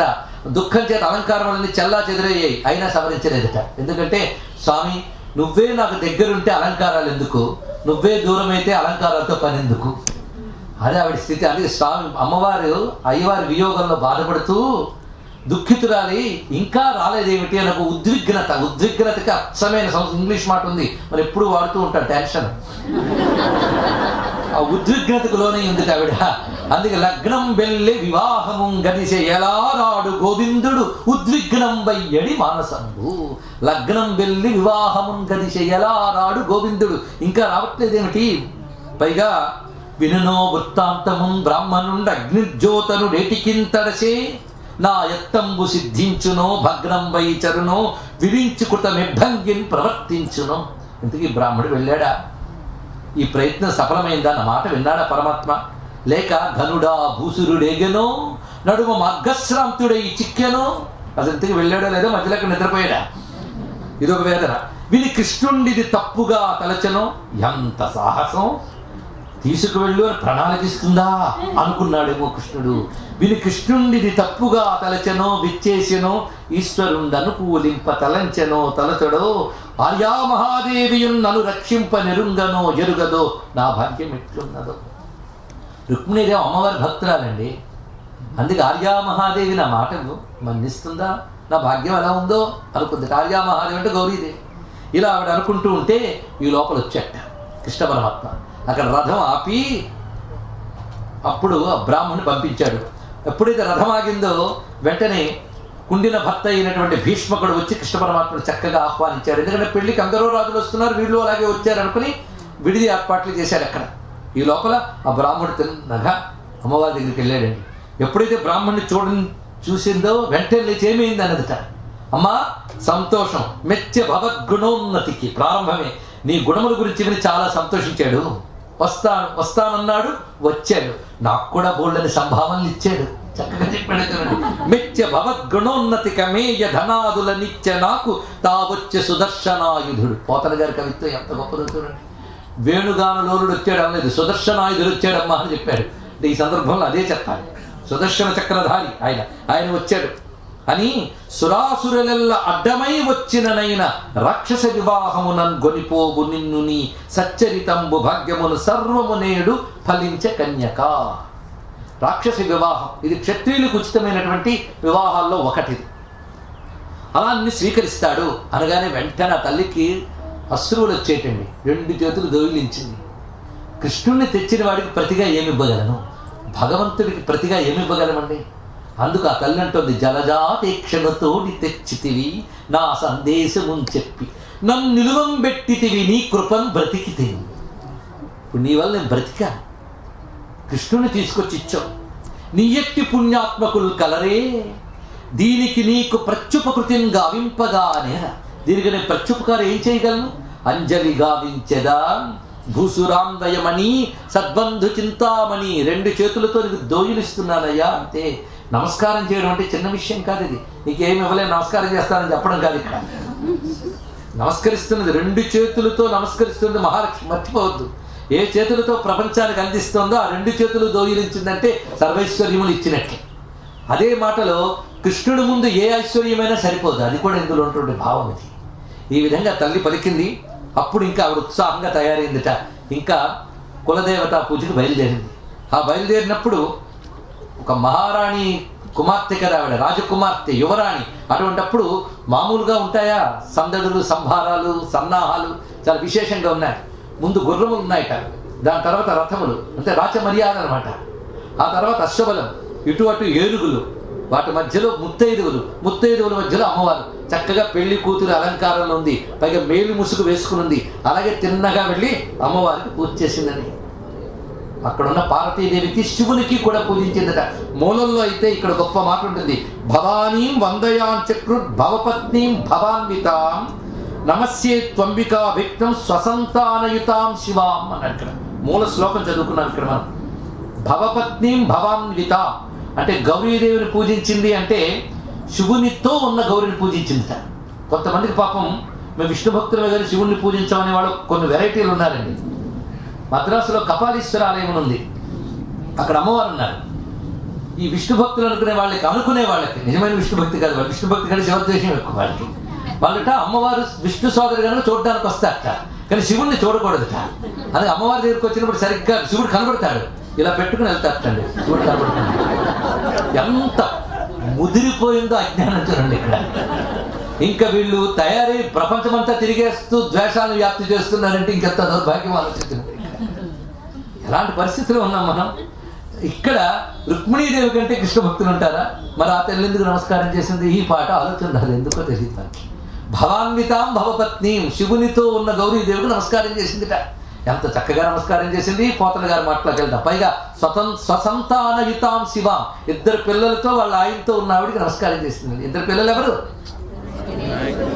పేర్లు అంటే పాపాలు పోతాయని అనిపిస్తున్నా. కుమార గణనాథాంబ తుష్టి పుష్టిర్ మతి ధృతి. అలా గజానన షడానన సమేతమైన మహేశ్వరుడితో ఉన్న ఉమాదేవిని ఆరాధించిందట. నమ్మితి నామ నమ్మున, అద్భుతమైన పద్యం ఇక్కడ పోతన గారు రచించారు. నమ్మితి నామ నమ్మున సనాతనులైన ఉమామహేశులన్ మిమ్ము పురాణ దంపతుల మేలి భజింతు గదమ్మ, మేటి పెద్దమ్మ దయాంబురాశివి కదమ్మ, హరింపతిజేయుమమ్మ నిన్నమ్మిన వారికెన్నటికి నాశము లేదు కదమ్మ. ఈశ్వరి, ఎంత చక్కటి పద్యం అండి. పురాణ దంపతులు, వాళ్ళని నమ్మిన వారికి ఎప్పుడు నాశనము లేదుట. అంత చక్కగా ఆది దంపతులకు నమస్కారం చేసుకున్నది. అక్కడ ఉన్నటువంటి విప్రపత్నులు బ్రాహ్మణ ముత్తైదువులు ఆశీర్వదించారట. తర్వాత అమ్మవారు బయటకు వచ్చారు. ఆ వస్తున్నప్పుడు ఎలా వస్తున్నదో వర్ణిస్తున్నారు ఇక్కడ. చుట్టూ రాజులు కొలువు తీరున్నట్టు చూస్తున్నారు వస్తున్నటువంటి మహారాణిని. పైగా చుట్టూ పరివారం ఉన్నది. ఎదురుగా అక్కడ గుర్రములు, దాని తర్వాత రథములు, ఇంకోవైపు ఏనుగులు, తర్వాత ముత్తైదువులు వాళ్ళ మధ్యలో వస్తున్నట. అచ్చం శ్రీ సూక్తం కదిలిస్తున్నట్టుందండి. అశ్వపూర్వామృత మధ్యాం హస్తినాద ప్రబోధిని అన్నట్లుగా శ్రీ సూక్తాధిదేవతైన మహాలక్ష్మి ఆవిడ కదిలి వస్తూ ఉన్నది. పైగా ఆవిడ యొక్క కాలిమువ్వల సవ్వుడులు చెవులకు పండుగలు చేయ అంటున్నారు ఇక్కడ. అద్భుతమైన ఆవిడ కాలిమువ్వల సవ్వడి వింటూ ఉంటేనే చెవులకు ఆనందంగా ఉందిట. ఎందుకంటే లక్ష్మీదేవి కాలిమువ్వల సవ్వడులు అంటే అవి మంగళకరం, అది చూపించడం. అలా వస్తూ ఉన్నప్పుడు ఆ తల్లి తల వంచుకుని మేలి ముసుగులో వస్తుందట. అనేక మంది రాజులు ఉన్నారట. పక్కన చరిత్రలు చెప్తున్నారు, బోల్డ్ ఎంతమంది రాజులు ఉన్నారని. ఆ రాజుల గురించి ఎందుకు, నా రాజు ఉన్నాడో లేదు చెప్పండి. అయితే ఎక్కడ ఉంటాడంటే ఆవిడకేమో తలెత్తి చూడాలి ఎక్కడున్నాడో కృష్ణుడు అని కోరిక. కానీ అందరి మధ్యలో తలెత్తి లేకపోతుంది. ఎందుకంటే ఆ రోజుల్లో భారతదేశంలో స్త్రీలకు సిగ్గుండేదిట. అందుకోసం ఆవిడ తలెత్తడానికి కొంచెం విడియపడుతూ మొత్తానికి మేలు ముసుగు అలాగే పెట్టుకుని ఎవరో చెప్తున్నారు కృష్ణుడని. అక్కడికి వచ్చినప్పుడు ఇంకా ఆపుకోలేదు. ఎందుకండి అప్పుడు ఎంత చక్కగా తెలివిగా తలెత్తిందంటే ముంగురులు పడిపోతుంటే సవరించుకుంటున్న నెపంతో సవరించుకుంటూ అలా మేలు ముసుగు తీసి చూసిందంటండి. కానీ రుక్మిణి ఒక్కసారి ఎదురుగా చూసింది స్వామిని. కానీ రుక్మిణి చంద్రమండల ముఖం కంఠీరవేంద్రావలగ్ను నవాంభోజదలక్షు చారుతర వక్షున్ మేఘ సంకాస దేహు నగారాతి గజేంద్ర హస్తనివ బాహున్ చక్రి పీతాంబరున్ ఘనభూషాన్వితు కంబు కంటు విజయోత్కంఠున్ జగన్మోహనున్ కనియన్ రుక్మిణి. ఎదురుగా కృష్ణ పరమాత్మను చూసి తాను మైమరిచిపోయింది. ఇదివరకు ఆయన గురించి చాలా విన్నదట. విన్నదానికంటే 1000 రెట్లు గొప్పగా ఉన్నట్ట. ఎప్పుడైనా భగవంతుడు ఒక్కడేనండి. మనం ఊహించిన దానికంటే మన అంచనాలు మించిపోయి ఉంటాడు. మిగిలిన వాళ్ళు ఎంతో అనుకుని చూసాం కానీ అన్నట్టుంటాడు. భగవంతుడు ఉన్నాడే అంచనాలకు మించిపోతాడు పరమాత్మ. మనస్సుకి మాటకి కూడా అందని వాడు. యతో వాతో నివర్తంతే అప్రాప్య మనసా సహా. ఊహాతీతమైన సౌందర్యం చూసి దిగ్భ్రమకు లోనైందిట. వెంటనే పరమాత్మ ఆవిడిచ్చిన ప్రణాళిక ప్రకారంగానే క్రిందికి దిగి ఆవిడ చెయ్యి పట్టుకుని ఒక్కసారి రథం మీదకి వెళ్ళి శంఖనాదం పూరించేట. అంటే నేను దొంగలా తీసుకెళ్ళట్లేదు, కావాలంటే రండని శంఖనాదం పూరించేట. పాంచజన్యాన్ని రథం కదిలింది, దారుకుడు కదిలించాడు. హఠాత్తుగా జరిగింది. చుట్టూ రాజులు ఆశ్చర్యపోతున్నారు. వారు తేరుకొనే లోపలే తేరు చాలా దూరం వెళ్ళిపోయింది. తేరు అంటే రథం అని కూడా అర్థం. ఇది ఒకటి. తేరు చాలా దూరం వెళ్ళిపోయిందిట. వెంటనే వాళ్ళందరూ వాళ్ళ రథాన్ని సన్నద్ధం చేసుకుని యుద్ధానికి సిద్ధమై వెళుతున్నారు. ఆ వెళుతూ ఉన్నప్పుడు బలరాముడు ఇతర యాదవ వీరులు ఆ వచ్చిన వాళ్ళందరికీ సమాధానం చెప్తున్నట్ట. శిశుపాలుడికి ఉక్రోషం ఎక్కువైపోయింది. వాడు వెళుతున్నాడు ముందుకి. వెళుతుంటే జరాసంధుడు వెన్ను తట్టి పగలడకపోదా అన్నట్ట. అయ్యో నా భార్య అన్నట్ట. ఇదేం భార్య బాబు, ముందు బతికే చాలు. వాడి దెబ్బ ఎంత గొప్పదో నాకు తెలుసు. 17 పాలు తిన్నాను నేను. అందుకు బ్రతుకోవచ్చు నొడల ప్రాణంబు నుండినా బ్రతుకు కలిగనేని భార్య కలదు. ఎంత చక్కటి పద్యం ఇచ్చాడు చూడండి పోతన గారు. బ్రతుకు కలిగనేని భార్య కలదు, బ్రతికి తీవు భార్య పట్టు దైవ మెరుగు, మగబలదు చైజా వలదు. ఎంత అందమైన పద్యము, ఏడొక రారా అన్నట్ట. వెంటనే శిశుపాలుడు జరాసంధుడు వెనక్కి తిరిగిపోయారు. ఇక ఆ తర్వాత ఎవరికి తప్పినా రుక్మికి మహాపౌరుషం వచ్చిందండి. ఆయన కుదిర్చిన సంబంధం కదా, అది కాస్త పోయింది. దానితో రథాన్ని తోలుతున్నాడు. తోలుతూ గోపాలక వెన్నమృచ్చ నిలు అంటున్నాడు అని తిడుతున్నాడండి. తిట్టు చూడండి ఎంత బాగున్నాయి. మాసరి వాడవా మా పాప గునిపోవా, ఏ పాటి గలవాడ వీధి వంశం, ఎందు జన్మించితివి ఎక్కడ పెరిగితివి, ఎయ్యది నడవడి ఎవ్వడెరుగు, మన హీనుడ వీవు మర్యాద నెరుగవు, మాయ గైకుని కాని మలయరావు, నిజ రూపమన శత్రుని వహంబుపై పోవు, వసుధేశుడువు కావు వావి లేదు, కొమ్మ నిమ్ము నీవు గుణరహితుండవు విడువు, విడువవేని వలయకాల శిఖశిఖా సమాన సిత శిలీముఖముల గర్వమెల్ల పొందు కలహమందు. ఒక అద్భుతమైన పద్యం ఇచ్చారండి ఇక్కడ పోతన గారు. మా సరివాడవా మా పాప గొనిపోవా. ఒకవైపు చూస్తూ ఉంటే తిట్టులాగే కనబడుతుంది, కానీ లోపలంతా స్తోత్రమే. చూడండి ఎంత అద్భుతంగా రాశారు. అది కవిత్వం అంటే. మా సరివాడవా మా పాప గొనిపోవా. మా అమ్మాయిని తీసుకోవడం మాతో సమానమా నువ్వు అన్నాడు. నిజమే, ఎన్ని జన్మలు ఎత్తితే కృష్ణుడితో సమానం అవుతాడు వీడు, సరిపోయింది. అంతేకాదు తర్వాత మాట, నువ్వు ఎక్కడ పుట్టావో ఎక్కడ పెరిగావో ఎలా ఉంటావో ఎవరికి తెలుసు అన్నారు. నిజమే, ఎవరికి తెలుసు? పరమాత్మ ఎన్ని అవతారములు ధరిస్తాడో, ఎన్ని లీలలు చేస్తాడో ఎవడు ఊహించగలడు? అది కూడా. మానహీనుడవీవు మర్యాదలు ఎరుగవు. లోపలేమో తిట్టులా, బయటికి తిట్టు, లోపల చూడండి. మానం అంటే కొలత. మానహీనుడు అంటే నీకు కొలతే లేదయ్యా. మర్యాద అంటే హద్దు, నీకు హద్దులు లేవయ్యా, నువ్వు హద్దు లేని వాడవి, అపరిమితుడవు, అది భావం. మానహీనుడవీవు మర్యాద నెరుగవు మాయగైకునికాయి నీ మలయ రావు. ఎక్కడికి వెళ్ళినా మాయతోనే వస్తా ఉన్నాడు. ఆయనే చెప్పాడు గీతలో, సంభవామి ఆత్మ మాయయ్య, నామంత మాయాశక్తితో అవతరిస్తాను. పైగా నిజ రూపమన్న శక్తు నివహంబుపై పోవు. ఎప్పుడు ఉన్నవాడు ఉన్నట్టు ఎవరి దగ్గరికి వెళ్ళవు, రూపాలు మార్చుకుంటావు అన్నాడు. నిజమే, ఒకప్పుడు మత్స్యమై వచ్చాడు, ఇంకొప్పుడు వరాహమై వచ్చాడు, ఇంకొకడు నరసింహమై వచ్చాడు, హైగ్రీవమై వచ్చాడు. ఇవన్నీ చూస్తుంటే నిజ రూపమున వెళ్ళవన్నది కూడా నిజమైపోయింది. చూడండి ఇక్కడ. అంతేకాదు, వసుధేశ్వరుడివి కావు, నువ్వు అసలు భూమికి పతిని కావయ్యా. ఉద్దేశం ఏంటంటే యాదవులకు భూమిని పాలించే అర్హత లేదు, యయాతి శాపం చేత. అందుకు నువ్వు భూమికి ప్రభువు కావు అన్నాడు. ఇంకో అర్థంలో నువ్వు భూమికి ప్రభువు కావు అంటే భూమికే ప్రభువు కావు, సమస్త లోకములకు ప్రభువి అని. ఇక్కడ వావి లేదు, నీకు వరుసలు వావి లేవన్నాడు. నిజమే, ఆయనకి ఎవరు ఏమీ కాదు, అందరూ అన్నీను వావి వరుసలు లేనివాడు, ఎవరితో ఏ అనుబంధము లేనటువంటి వాడు. పైగా నువ్వు గుణరహితుండవు. నిజమే, నిర్గుణుడు, అది చెప్పడం. గుణాతీతుడు. చూసారా, ఒకవైపు అంతా తిట్టు, ఒకవైపు స్తోత్రం. ఎవరు తెలివితేటలివి? పోతన గారివి, అంతేగాని రుక్మిణి కావు. ఈ తెలివితేటలు పోతన గారి. అంటే ఇక్కడ పోతన గారు చమత్కారం చేశారు అనద్దు, సంస్కారం చూపించారు. ఎందుకంటే కథ రాస్తున్నది పోతన గారు. నిజంగా ఇక్కడ పాత్రపరంగా తిట్లే రాయాలి. ఎంత భక్తుడైనా తిట్టే రాయాలి, రుక్మి తిట్టాడు అని రాయాలి. కానీ తిట్లన్నీ రాసి ఇలా రుక్మి తిట్టాడని రాయడానికి నా మనసు రాలేదండి. అందుకు ఏం చేశాడంటే బయటికి తిట్లులా కనబడుతున్నాయి, లోపల స్థుతుల్లా పెట్టాడు. తిట్లు రుక్మిణివి, స్థుతి పోతన గారి. అది తెలియదు. ఇది గొప్ప కవిత్వం. ఇప్పుడు చెప్పండి, పోతన గారి ఎంత మహానుభావుడో, మన కవులు ఎంత గొప్పవారో. ఈ విధంగా ఎప్పుడైతే మాట్లాడాడో పరమాత్మ ఒక్కసారి రథం నిలిపెట్ట. ఇక్కడ పరమాత్మ ప్రతాపం చూడాలి. కేవలం కొద్ది బాణాలతో కళ్ళు మూసి కళ్ళు తెరిచే లోపల అతను రథం ముక్కలైంది, గుర్రాలు పడ్డాయి, సారథి దెబ్బతిన్నాడు, కిరీటం కింద పడి నేల నిలబడ్డట. క్షణంలో తేరుకునే లోపల చక్క చేశాడు కృష్ణ పరమాత్మ. ఎంత ప్రతాపమో చూడండి. రుక్మి తల ఉంచుకు నిలబడ్డాడు, ఇంకా చేతికి దొరికినట్టే పట్టుకున్నట్టు కత్తెత్తి పట్టుకున్నాడు కృష్ణ పరమాత్మ. వెంటనే కాళ్ళు పట్టుకుంది రుక్మిణీదేవి, మా అన్నయ్యని విడిచిపెట్టి.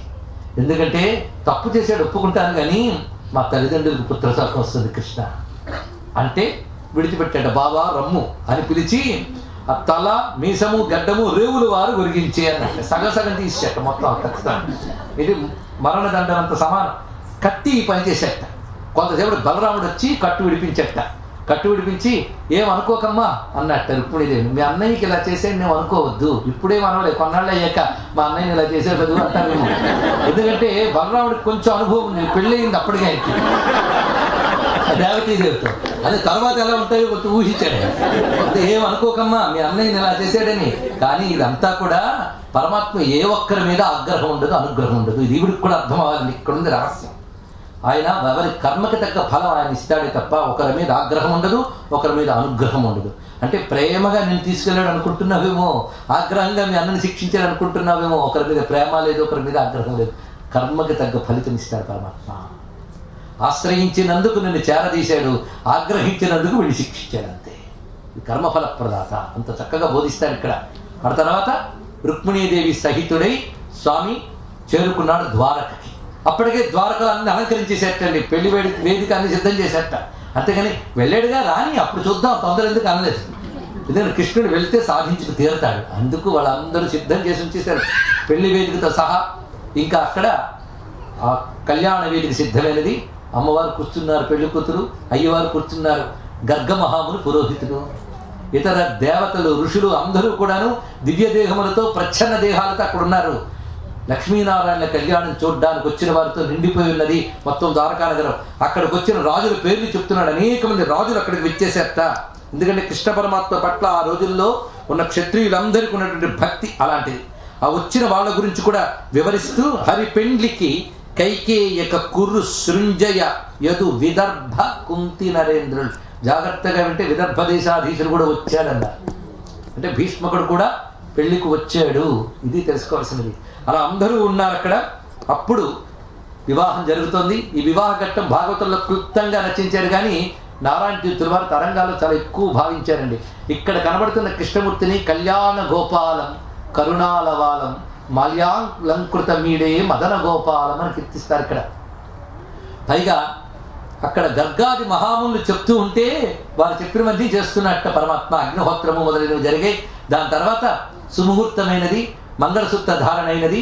ధ్రువ కీర్తిన్ హరి పెండ్లియాడే నిజ చేతోహారిణి మానవైభవ గాంభీర్య విహారిణి నిఖిల సంపత్కారిణి సాధుబాంధవ సత్కారిణి పుణ్యచారిణి మహాదారిద్ర్య సంహారిణి సువిభూషాంబరధారిణి గుణవతి చూడామణి రుక్మిణి ధ్రువకీర్తిన్ హరి పెండ్లియాడే. ఇక్కడ మహాదారిద్ర్య సంహారిణి అయిన మహాలక్ష్మిని వివాహమాడాడు కృష్ణ పరమాత్మ.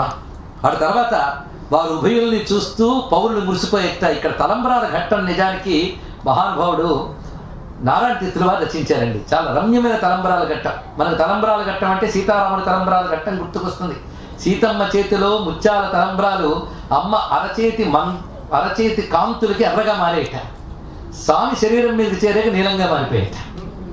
ఇక్కడ ఇంకోలా వర్ణిస్తున్నారు. ఇది అద్భుతం. ఇక్కడ నారాయణ తీర్థులు తాత్వికంగా వెళ్ళిపోయాడండి, చాలా స్థితికి వెళ్ళిపోయాడు, హై స్టేజ్.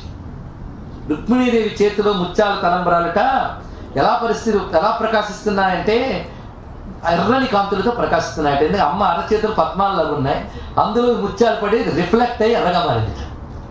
అది స్వామి మీద వేసినప్పుడు ఎలా కనబడాలి? నిజానికి నీలమేఘశ్యాముడు కదా, ఎలా ఉండాలి? కానీ తెల్లగా మారిపోయాట.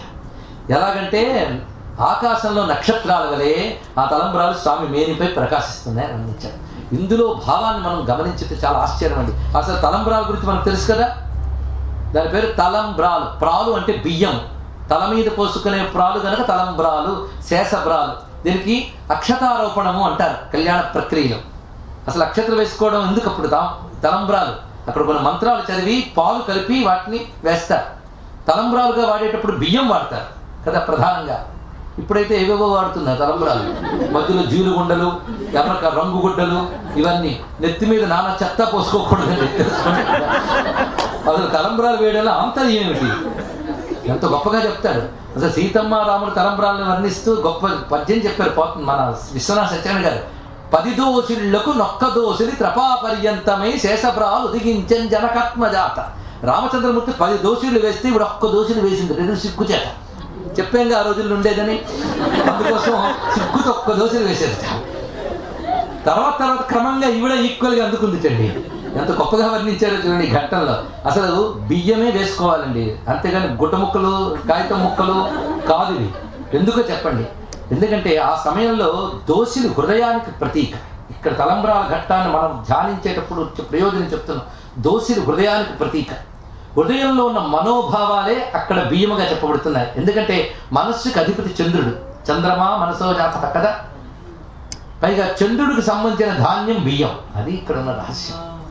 అది వేయడం వల్ల వీడు మనోభావములు మంత్రితములై బ్రహ్మరంధ్ర స్థానంలో ఒకరికొకరికి వెళ్ళడం వల్ల ఈశ్వర స్థానం అది. అందుకు అవి క్రమక్రమంగా ఇరువురి మనస్సులు ఏకమవడానికి మంత్రశక్తి ధాన్యశక్తి కలుస్తుంది. అందుకు తలంబ్రాలు వేయమంటారు. ఇప్పుడు తెలిసింది కదా, అది ఒక ఆట కాదు. అంతేగా చివరికి పళ్ళు పెట్టి దిమ్మరిస్తారో అది మహాదోషం. ఆఖరికి పెళ్ళిళ్ళు ఎలా తయారయ్యారే అంటే ప్రధానమైన పూజారి ఒక్కడే ఉన్నాడు అక్కడ, వీడియోగ్రాఫర్.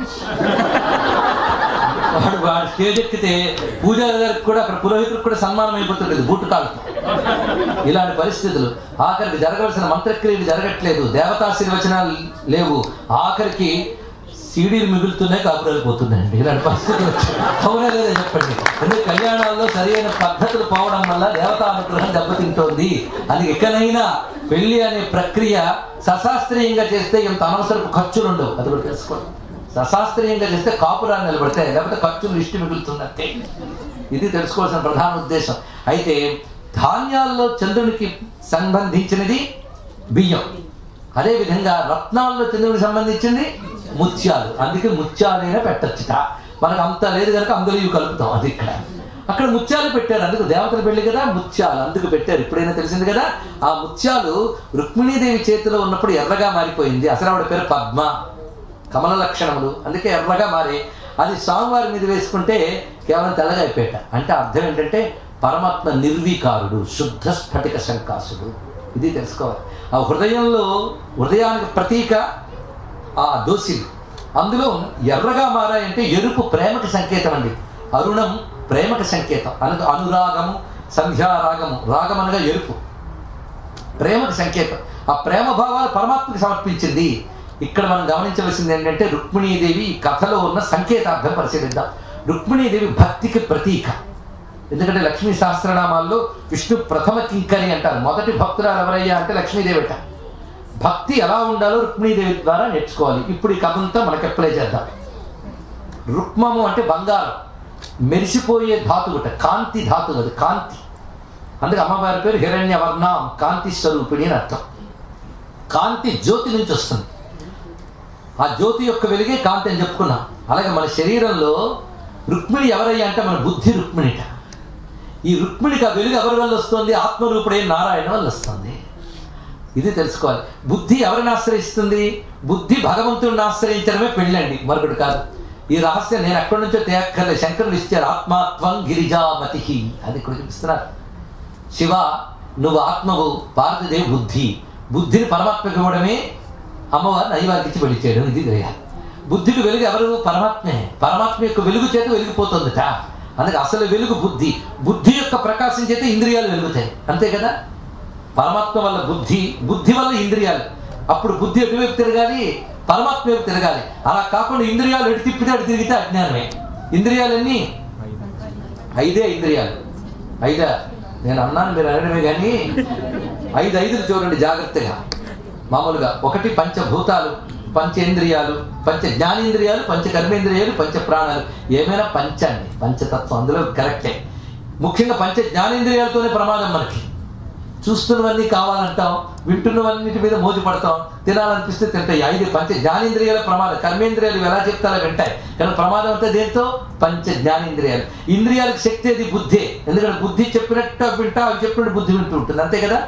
కనుకనే ఆ చైతన్యం వెలుగు రుక్మం, అది బుద్ధి ఎందున్నప్పుడు రుక్మిణి ఇంద్రియాల్లోకి ప్రసారించింది. ఎన్ని ఇంద్రియాలవి? 5. ఫస్ట్ మనందరికీ కనబడేవి ఇంద్రియాలే, తర్వాత కదా బుద్ధి కనబడుతుంది, అవునా లేదా? అందుకే 5ంటికి చివరుంది బుద్ధి. ఆ 5 రుక్మి, రుక్మరథ, రుక్మబాహు, రుక్మకేశ, రుక్మమాలి. చూడండి ఇక్కడ 5 అన్నదమ్ములు. బుద్ధి రుక్మిణి. కానీ ఇంద్రియాలు ఏం చేసాయంటే పట్టిలాగి శిశుపాలుడికి ఇద్దామని చూసేట. శిశుపాలుడు అంటే, శిశువు అంటే పిల్లవాడు, ఎదగనివాడు. ఎదగనివాడు అంటే మెచ్చుట్టి సరిగ్గా లేదని అర్థం అనమాట. ఇప్పుడు అజ్ఞానం అని అర్థం. అజ్ఞానాన్ని వాడు కింగు, అందుకే శిశుపాలుడు.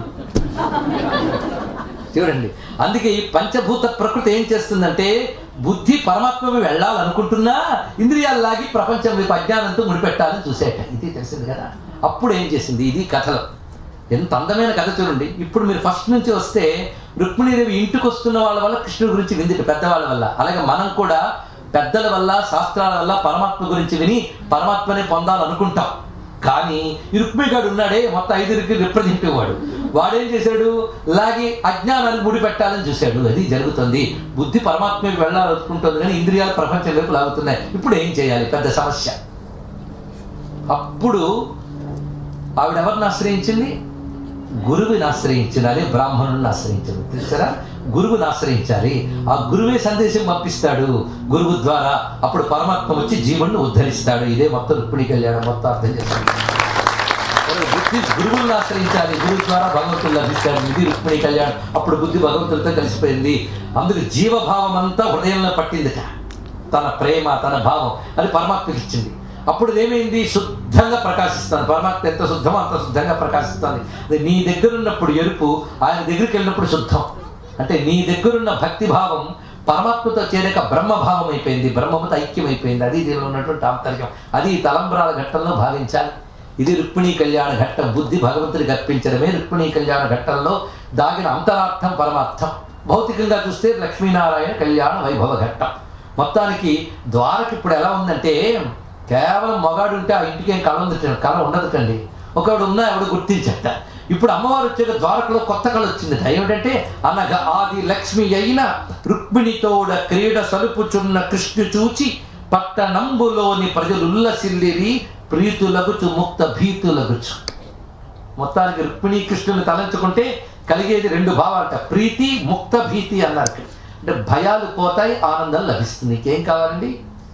ద్వారక ఇప్పుడు ఎలా ఉన్నదంటే లక్ష్మీనారాయణాన్వితమైన వైకుంఠముగా భాషిస్తున్నది. అందుకే రుక్మిణ్యా రమయోపేతం దృష్ట్వా కృష్ణ శ్రియపతి మన ఓలంలో చెప్పారు. ఇక్కడ లక్ష్మీపతిని చూస్తున్నట్లుగా రుక్మిణీ సైత కృష్ణుని చూశారు అని చెప్పడంలోనే లక్ష్మీనారాయణులే రుక్మిణీ కృష్ణులు అనే భావం చక్కగా ప్రతిబింబించారు.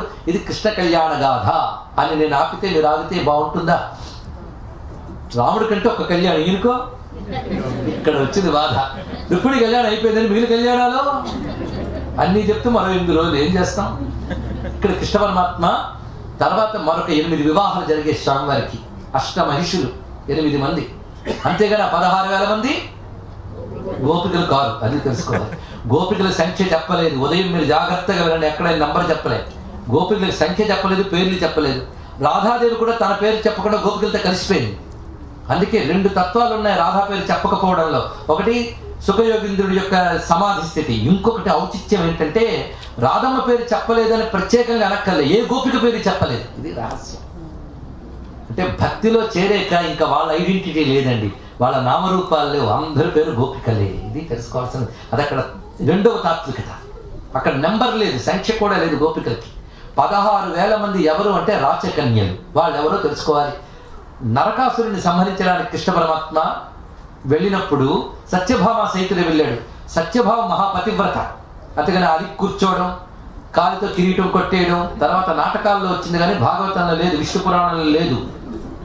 అసలు నిజంగా తెలుసుకోవాలంటే కృష్ణుని భార్యలకు ఎవ్వరికి సపతి భావం లేదండి, తెలుసుకోవాలి. ఇక్కడ అదొక రహస్యం. అది పైగా కృష్ణ పరమాత్మ రుక్మిణీదేవితో సార్ అంటాడు, ఏదో నువ్వు రమ్మన్నావు, తీసుకురమ్మన్నావు, తెచ్చుకున్నాను కానీ నాకెవ్వరి మీద ప్రేమ లేదు, నువ్వు తొందరపడ్డావేమో, నన్ను కాక ఇంకెవరిని చేసుకుని ఉంటే బాగుండేదేమో, ఇలా అన్నట్టు కృష్ణుడు. నాకేముంది, నువ్వు ఎప్పుడైనా చూసేవాలేదు, నా చుట్టూ బైరాగులందరూ తిరుగుతుంటారు, నాకేది పట్టదు. నువ్వు గమనించావా, ఇంతమందిని పెళ్ళాడని కానీ ఏ ఒక్కరిని నేను కావాలని పెళ్ళాడలేదు, అందరూ నన్ను కావాలనుకున్నారు, వారిని ఆశ్రయించానంటే అన్నాడు. అనగానే బొట్టబొట్ట ఏడ్చిందండి ఆ తల్లి. ఎందుకంటే నీ మీద పెద్ద ప్రేమ లేదు, నువ్వు కోరుకున్నావు కానీ పెళ్లి చేసుకున్నానంటే దుఃఖం కాదు, ఏడ్చింది. వెంటనే కళ్ళనీళ్ళు తుడిచి ఏదో సరదా కన్నాలే అని. సరదా కాదు, నువ్వు వాడిన మహావాక్యాలు వాడికి నేను వ్యాఖ్యానం చెప్తానండి రుక్మిణి. ఇది ఒక అద్భుతమైన అధ్యాయం. అది పట్టుకో, మధ్యలో ఆయనకి ఇంతమంది భార్యలు ఎందుకు, ఈ మాత్రం మాట్లాడతాం. ఆ మధ్యలో ఎందుకో చెప్తున్నాడు, మన అది చదవం, అది వచ్చింది బాధ. ఎందుకంటే విమర్శించడానికి ఏం దొరుకుతుందో వెంటనే చూస్తాం, వెంటనే వాటిని ఎద్దేవా చేయడానికి చేస్తాం, పాపం మూట పెట్టుకుంటాం, మరి ఇంకేమీ లేదు అందులో. ఇక్కడ అనగానే ఆవిడ వ్యాఖ్యానిస్తుంది, నిజమే నువ్వు చెప్పినది, నీకు నీ చుట్టూ బైరాగులు ఉంటారంటే యోగులు మహాత్ములు ఉంటారు, నిన్ను ఎవరు ఏ భావంతో ఆశ్రయిస్తే వారిని అలా అనుగ్రహిస్తావు, కానీ నీకు ఎవరి మీద ప్రీతి లేదు, ఇంకోరి మీద ద్వేషము లేదు అని ఆవిడ వ్యాఖ్యానించింది రుక్మిణీదేవి తత్వం. అయితే సత్యభామ కూడా ఆ విధంగానే సత్రాజిత్ ఇస్తే వివాహం చేసుకున్నాడు ఆయన, అంతే. సత్యభామ కూడా మహాపతివ్రత, రుక్మిణీదేవి అంతా ఆవిడంతా, అందులో ఏమీ లేదు. ఈ భామనే సత్యభామనే అన్నీ కూడా నాట్యాల్లో కళల్లో వచ్చినవి తప్ప కథల్లో అసలు కథ కాదు. అయితే అది కళా ప్రక్రియగా గౌరవించవచ్చు, వాటిని తక్కువ అనడానికి లేదు, అది వేరే విషయం. అయితే నరకాసురుణ్ణి కృష్ణ పరమాత్మ సంహరించినప్పుడు తలంచుకుంటే గరుత్మంతుడు వచ్చేటండి. చూడండి, తలంచుకుంటూ వచ్చాడు, గరుత్మంతుడి మీద వెళ్ళి సంహరించాడు. ఆయనే సంహరించాడు, సత్యభామ కాదు. ఇదొకటి ఎక్కడ లేదు, కథలు అన్నీ బయలుదేరిపోయాయి, మనకి ఒరిజినల్స్ తెలియట్లేదు, నాటకాలు ఇవే ప్రమాణాలు అయిపోయాయి. సత్యభామ పక్కనుంది అంతే, ఎందుకంటే వాడు భూపుత్రుడు, వాడు భూదేవి అంశ సత్యభామ. అది అందుకే రుక్మిణీ సత్యభామాభ్యాం సైతం కృష్ణమాశ్రయ అంటే మహాలక్ష్మి రుక్మిణి, భూదేవి, సత్యభామ. కొందరు అంటూ ఉంటారు, మీ దేవుడికి 2 ఎందుకండి అని. 2 ఏమిటి, ఇంకా అందరూ ఉన్నారు, మీకు తెలియదేమో. అందరు ఉంటే కానీ ప్రపంచం నడవట్లేదు. మహాలక్ష్మి అంటే విశ్వమంతా వ్యాపించిన ఐశ్వర్యం, భూదేవి అంటే భూమి అందున్న ఐశ్వర్యం. ఇది మనకి అవసరం, ఇది ప్రపంచ విశ్వానికి అంతటికి అవసరం. ఈ 2 లక్ష్ములు నారాయణుడు అని తెలుసుకోవడానికి వాళ్ళిద్దరిని పెట్టి ఆరాధిస్తున్నాం. ఇది మనకు తెలిస్తే ముందు మనం ఇంకోరికి చెప్పచ్చు. అదే మనల్ని మానవులు కాదు వాళ్ళు, ఇది మనం తెలుసుకోవాలి. కొందరు అంటుంటారు, మీ దేవుడు ఇలా ఎందుకు ఉంటాడండి, మా దేవుడైతే అలా కాదండి. వాళ్ళకి చెప్పండి, అసలు మీకు దేవుడే లేడండి, మా దేవుడు మీకు అర్థం కాడు, మానవుడు కాదు, అతను తెలుసుకోండి చెప్పండి. దేవత జ్ఞానం లేదు. వాళ్ళు అడిగితే మనం వెనుమోహాలు వేసుకుంటే ఎంత ప్రార్థన అండి. విమర్శించడానికి సిద్ధమే, ఆలోచించడానికి సిద్ధంగా ఉందాం. అది వచ్చిన బాధ. ఆ నరకాసురుడు పరమ దుర్మార్గుడు, ఆయన కృష్ణ పరమాత్మ సంహరించాడు. ఎంత అప్పుడు రాజు దుర్మార్గుడైతే సంహరించడమే తప్ప రాజ్యాలను నాశనం చేయడం కాదు. ఇప్పుడు యుద్ధాలు అయితే రాజ్యాలు నాశనం అయిపోతున్నాయి. ఇది రాక్షస నాగరికత. ఇది గుర్తుపెట్టుకోండి. ఇక్కడ స్వామి ఏం చేశాడంటే అతన్ని సంహరించి తిరిగి ఆ ప్రాగ్జ్యోతిష్పురంలో నరకాసురుడు కొడుకు భగదత్తుడిని రాజుగా చేశాడు. అంతేకాదు నరకాసురుడు 16,000 మంది రాచపుత్రికలను బంధించి జరసాల్లో పెట్టాడు. ఇక్కడ ఇది చూడండి. కృష్ణ పరమాత్మ వచ్చి వాళ్ళందరినీ చెర నుంచి విడిపించాడు. విడిపించి మీకు ఇప్పుడు ఎక్కడికి చేర్చమంటారు నేను ఎక్కడికి చేర్చుతాను, మీ తల్లిదండ్రుల దగ్గరికి తీసుకెళ్ళమంటే తీసుకెళ్తాను, మీకు ఏది క్షేమమో చెప్పండి అంటే మూకుమ్మడిగా అందరూ చెప్పారట మాకు నువ్వే కావాలన్నారు. 16,000 మంది. ఇది చూడండి. ఇక్కడ మానవ ధర్మంతో 16,000 మందిని ఆయన సమన్వయించడం సాధ్యం కాదు. అప్పుడు మాధవ ధర్మే అప్లై చేయాలి. భూదేవిని అడిగాడు ఇప్పుడు ఏం చేయమంటే ఈ సమస్యని. భూదేవి వచ్చింది అప్పుడు ఆ తల్లి అక్కడికి. ఆమె చెప్తోంది 16,000 మంది నువ్వు వివాహం ఆడు అన్నది. ఇక్కడ చూడండి. అంటే 16,000 మందికి ఒక ఆశ్రయం ఇచ్చాడు పరమాత్మ. అది తెలుసుకోవాలి. ఎందుకంటే ఒక దుర్మార్గుడి చెరలో కొన్నేళ్లు ఉండిపోయినటువంటి స్త్రీలకు మళ్ళీ సమాజంలోకి వెళ్ళినప్పుడు వాళ్ళ పరిస్థితి ఏంటి? వాళ్ళు పరమాత్మని ఆశ్రయిస్తే వాళ్ళకు సుస్థిరమైన నివాసం, ఒక గౌరవం ఇచ్చాడు పరమాత్మంత దయతో. ఇది పట్టుకున్నాం మనం 16,000 మంది గోపికలందరూ కూడా తెలియదు, నోటికి వచ్చినట్టు మాట్లాడుతున్నాం. ఏం తెలిసిన మనకి? 16,000 మంది రాచకన్యల్ని 16,000 భవనాల్లో 16,000 రూపాయలతో ఒకే ముహూర్తంలో పెళ్లి చేసుకున్నాడు కృష్ణ పరమాత్మ. అది గొప్ప విషయం. అది నమ్మితే ఇది నమ్ము, లేకపోతే ఏది నమ్మక నమస్కారం పెట్టుకోవచ్చు. 16,000 మందిని 16,000 రూపాయలతో 16,000 భవనాల్లో ఒకే ముహూర్తంలో కృష్ణ పరమాత్మ వివాహం చేసుకున్నాడు. అందుకే ప్రతి వారికి ఏమనిపించేదంటే కృష్ణుడు నావాడే, నా ఇంట్లోనే ఉన్నాడు, నన్నే ఎప్పుడు ప్రేమిస్తున్నాడని భావం అందరికీ. అలా ఉన్నాడు పరమాత్మ. 16,008 ఇళ్లలో ఎలా ఉన్నాడో చూడాలని ఒకసారి నారద వారు అర్లీ మార్నింగ్ బయలుదేరట. బోర్డు ఇల్లు కవర్ చేయాలని బయలుదేరాడు. ముందు ఒకరింటికి వచ్చేట.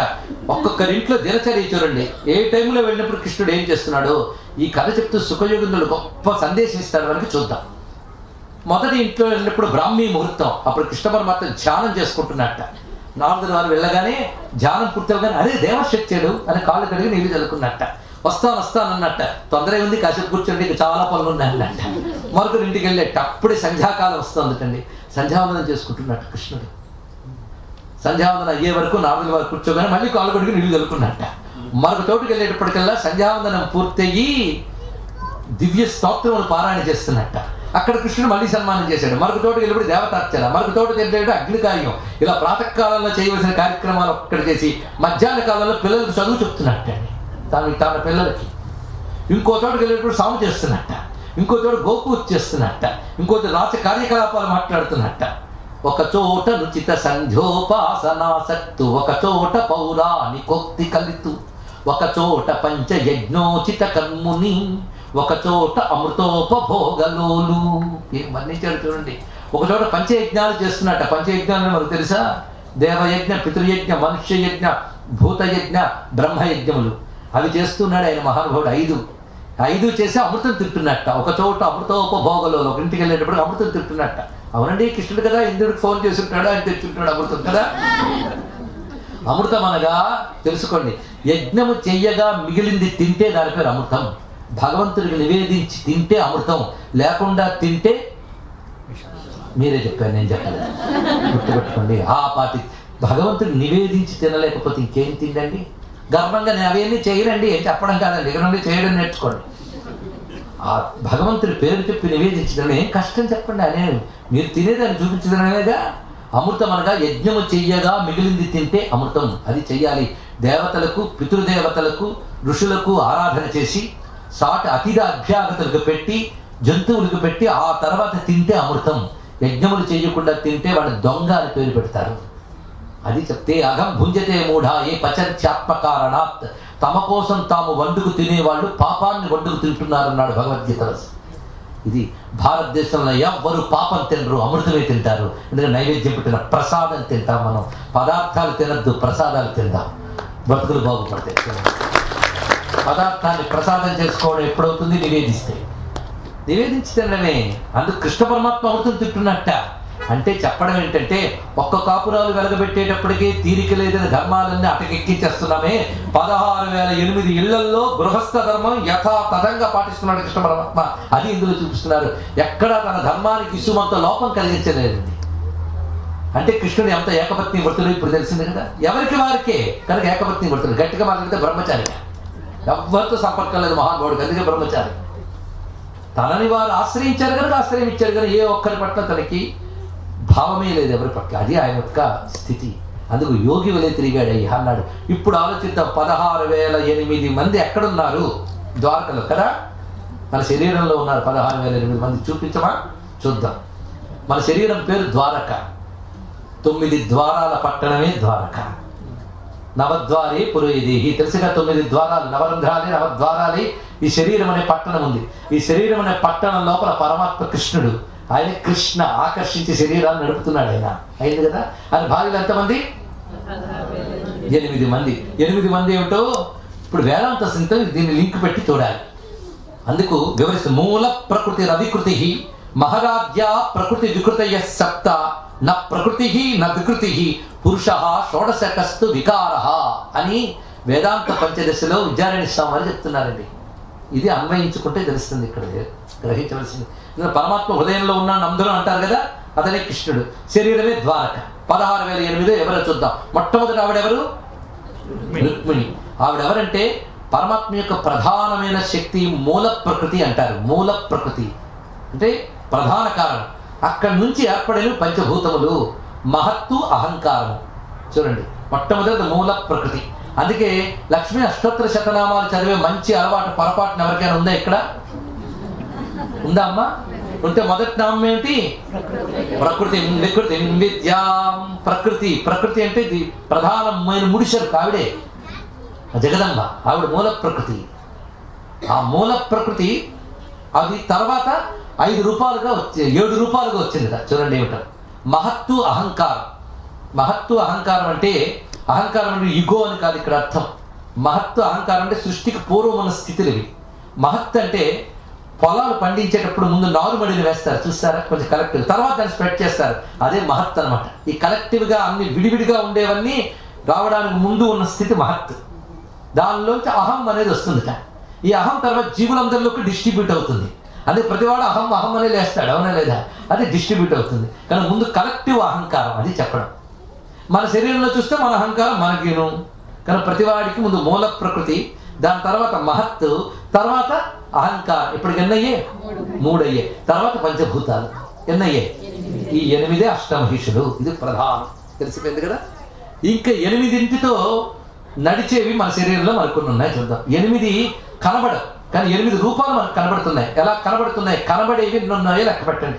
ఇప్పుడు పంచ జ్ఞానేంద్రియాలు, పంచ కర్మేంద్రియాలు, పంచ ప్రాణాలు. ఎన్ని? 15.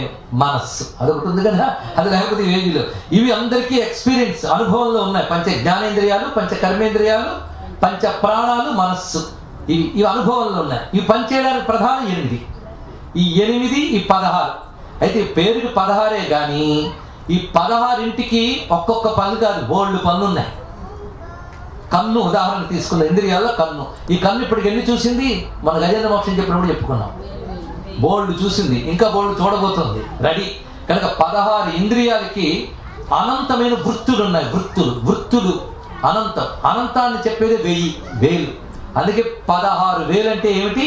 ఈ 16ంటితో ఉన్న వృత్తులే 16,000. ఈ 8 16,008. ఈ 16,008 ఏ శరీరం అనే ద్వారకలో ఉన్నాయో ఆ ద్వారకకి 16,008కి ప్రభు అయి ఉన్నవాడే కృష్ణ పరమాత్మ. ఇది అందుకే ఇలా అన్వయించుకుంటే ఏ బాధ లేదు. అలా అన్వయించుకుంటే కృష్ణుడు విష్ణువుగా ఇదంతా ప్రకటించాడని తెలుస్తుంది. ఇది కృష్ణతత్వంలో ఉన్నటువంటి మాధుర్యం, అద్భుతమైన భావం. ఈ విధంగా ద్వారకను ఏలుతూనే అద్భుతమైన వ్యవస్థను ఏర్పరిచి ధర్మం ఎటుంటుందో అటు ఉంటానని రుజువు చేశాడు. అందుకే అధర్మం రాజరాజే పాలన చేసినా ధర్మం వైపు ఉన్నాడు కృష్ణ పరమాత్మ. అంటే ధర్మరాజు వైపు ఉన్నాడు. అందుకు ధర్మం వైపు ఉండి వాళ్ళని గెలిపించాడు. మొత్తం ధర్మ ప్రతిష్టాపన చేశాడు. అంతేకాదు కృష్ణ పరమాత్మ విశ్వరూపాన్ని చూపించాడు, పరిపూర్ణుడై ప్రకాశించాడు, తన పరమాత్మ భావాన్ని ప్రకటించాడు, ధర్మ ప్రతిష్టాపన చేశాడు. చిట్ట చివరికి గీతోపదేశాన్ని అందించి మనందరికి ఆచార్యుడయ్యాడు స్వామి. అందుకు ఆచార్యావతారం కృష్ణావతారం, కృష్ణం వందే జగద్గురు. మన బుద్ధి పగ్గాలు పట్టి నడిపించవయ్యా అని అర్జునుడిలా మనం ఆశ్రయించాలి కృష్ణ పరమాత్మని. ఆ విధంగా అనుగ్రహించినటువంటి శ్రీకృష్ణుని యొక్క దివ్య చరిత్ర అంతా సుఖయోగీంద్రుడు చెప్పగా పరీక్షిత్ మహారాజు విన్నాడు, పరవశించిపోయాడు. తర్వాత కృష్ణ పరమాత్మ తనువు చాలించి వెళ్ళిన తత్వము అవతార కథలు భూమి యందు నిలిపి అవి స్మరించే వారిని నేటికీ ధరింపజేస్తున్నాడు స్వామివారు. పరీక్షిత్ మహారాజు ఆనందపరుసుడైపోయాడు కృష్ణ కథ విని. అంతా అన్న తర్వాత ధన్యుణ్ణైపోయినయ్యా. ఇది మనం ఎంత ఏమైందో తెలుసుకోవాలి కదా. ఇది చిట్ట చివరి రహస్యం అండి. పరీక్షిత్ మహారాజు సుఖయోగిద్దుడితో అంటున్నారు, భాగవతం విన్నానయ్యా, ఇంకా చాలు, నన్ను ఇంకా తక్షకుడు కాటు వెయ్యడు అన్నట్ట. ఇది రహస్యం, పట్టుకోవాల్సిందంతా ఇక్కడ ఉంది. కాటు వేయలేదు తక్షకుడు, తర్వాత ఎలాగూ కాటు వేశాడు. ఇందులో అసలు రహస్యం ఉందిట. నన్ను ఇంకా తక్షకుడు కాటు వేయడని అన్నాడంటే అర్థం ఏంటంటే, నీ భాగవతం వినక ముందు నేను ఏదనుకుంటున్నానో దానికి తక్షకుడు కాటు వేస్తాడు. అంటే తక్షకుడు దేన్ని కాటేస్తాడు? శరీరాన్ని. అది నేను భాగవతం వినక ముందు శరీరంతో తాదాత్మ్యం చెందిపోయాను. చనిపోయే లక్షణం కలిగిన శరీరంతో తాదాత్మ్యం చెందిపోయి శరీరమే నేను అనుకుని దానికి కాటు వేస్తాడంటే నన్ను కాటు వేస్తాడు అనుకున్నా. అలాగ మృత లక్షణం కలిగిన శరీరంతో తాదాత్మ్యం చెందిపోయాను ఎప్పుడు భాగవతం వినకముందు. నువ్వు భాగవతం చెప్తూ చెప్తూ అమృత స్వరూపుడిని కృష్ణుడితో నన్ను ఐక్యం చేశావు. కృష్ణుడితో నేను ఇప్పుడు ఏకమైపోయాను కనుక నాలో ఉన్న నేను కృష్ణుడి వాడిని అయిపోయాను. ఇప్పుడు నేను ఎవరిని? కృష్ణుడి వాడిని, ఈ దేహం వాడిని కాదు. కనుక నన్ను ఇంకా తక్షకుడు కాటు వేయుడు అంటే తక్షకుడు దేన్ని కాటు వేస్తాడో అది నేను కాదు అని జ్ఞానం నాకు వచ్చింది. ఇదంటే ఆంతర్యం తెలుసుకోవాల్సింది. దేహాత్మ భ్రాంతి పోవాలి. మొత్తం జ్ఞానానికి పరమార్థం ఏంటి అంటే దేహాత్మ భ్రాంతి పోవాలి, పరమాత్మ జ్ఞానం కలగాలి. ఇది మొత్తం పరమార్థం. అది గురువు దగ్గరుండి క్రమంగా మృత లక్షణం కలిగిన ప్రపంచం నుంచి లాగి అమృతమైన పరమాత్మతో ఐక్యం చేయించాడు. 7 రోజులు కదలకుండా అమృతతత్వాన్ని విని విని అమృతంతో తాదాత్మ్యం చెంది ఇంకా నాకు తక్షకుడు కాటు వేయడు ఆ నేననే భావాన్ని నుంచి బయటకు వచ్చేసాడు. ఆయన ముక్తి పొందిపోయాడు బతికుండగానే. దాన్ని జీవన్ముక్తి అంటారు. తర్వాత మిగిలిన శరీరాన్ని తక్షకుడు కాటు వేశాడు, ముక్తుడై పరమాత్మను పొందాడు పరీక్షిత్ మహారాజు. ఇది కృష్ణ కథా మాధుర్యం. అందుకు వేదాంత విచారణతో సిద్ధులైన యోగులకి ఏ సిద్ధి లభిస్తుందో భాగవత కథ జ్ఞానంతో అటువంటి యోగమే లభిస్తున్నది. అందుకు వేదాంతం అనేది ప్రతిపాదింపబడిన పరమాత్మ జ్ఞాన మార్గంలో వెళ్ళే వాళ్ళకి అలా దొరుకుతాడు. ఆయన కృష్ణుడిగా అవతరించి తన కథ వినే వాళ్ళని తరింపజేసి ముక్తినిస్తున్నాడు. ఇది భాగవత కథ ప్రయోజనం. ఇటువంటి భాగవత కథని 7 పూటలు వెంకటేశ్వర కృష్ణ సన్నిధిలో మనం చెప్పుకుని వాళ్ళ ధన్యులమయ్యాం. చెప్పిన నేను విన్న మీరు కూడా కృష్ణమయంగా ధన్యులమయ్యామని భావన చేస్తున్నాం. ఇంత మహాయజ్ఞానికి కారకులైనటువంటి వారందరికీ నమస్కరించుకుందాం. ముందు పరమాత్మకు నమస్కరించుకోవాలి. ఆయన సంకల్పం వల్ల ఇంత జరిగింది. ఇక్కడ వర్జీయకు వచ్చి మాకు భాగవతం చెప్పండి అని కోరుకున్నటువంటి తెలుగు వారందరికీ నేను ముఖ్యంగా కృతజ్ఞతలు చెప్తూ, పూనుకున్న పెద్ద దంపతులు ఇద్దరు మీ అందరికీ తెలిసిన వారే. ఒకరు శ్రీ యజ్ఞేశ్వర శర్మ గారు, వారి శ్రీమతి గారు కృష్ణవేణమ్మ గారు. అందుకు వారందరికీ ముందు కృతజ్ఞతలు చెప్పుకుందాం.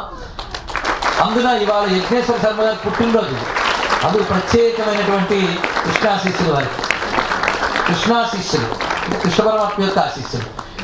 తర్వాత ముఖ్యంగా ఈసారి నేను రావాలని వాళ్ళు కిందసారి పిలుచుకోండి, ఇప్పుడు పిలిచారంటే అంత ధైర్యం అండి.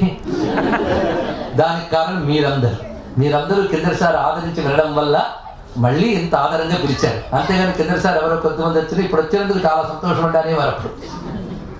ఇప్పుడు మళ్ళీ రమ్మన్నారు కనుక వారికి అండదండలుగా పనిచేసిన వాళ్ళందరికీ కృతజ్ఞతలు. అసలు నిజానికి ఇక్కడ పెరుగుతూ మంచి తెలుగు మాట్లాడుతున్న వాళ్ళని నేను చాలామందిని చూశాను. ముఖ్యంగా తెలుగునాట కూడా అంత చక్కటి తెలుగు మాట్లాడతారా అని సందేహమే. అంత తీయని తెలుగు మాట్లాడుతూ తెలుగు ఎంత నిర్మలంగా ఉంటుందో మనస్సు అంత నిర్మలంగా ఉన్న ఒక మంచి మనిషి మా చందు. ఆ చందుకు నేను ప్రత్యేకమైనటువంటి ఆశీర్వచనాలు ఇస్తున్నాను. అదేవిధంగా వీరికి బలగంగా ఉన్నటువంటి వారు శ్రీమతి మాధురి గారు, అలాగే మా మిత్రులు శ్రీ మురళి ఇత్యాదులందరూ కూడాను సహకరించి కార్యక్రమాన్ని నిర్విఘ్నంగా నడిపించారు. అదేవిధంగా నాకు మేరీల్యాండ్, వర్జీనియా 2 ప్రాంతాలను ఇప్పుడు అనుకోలేదు. ఇక్కడికి వస్తే 2 ఒకటే అనుకుంటాను.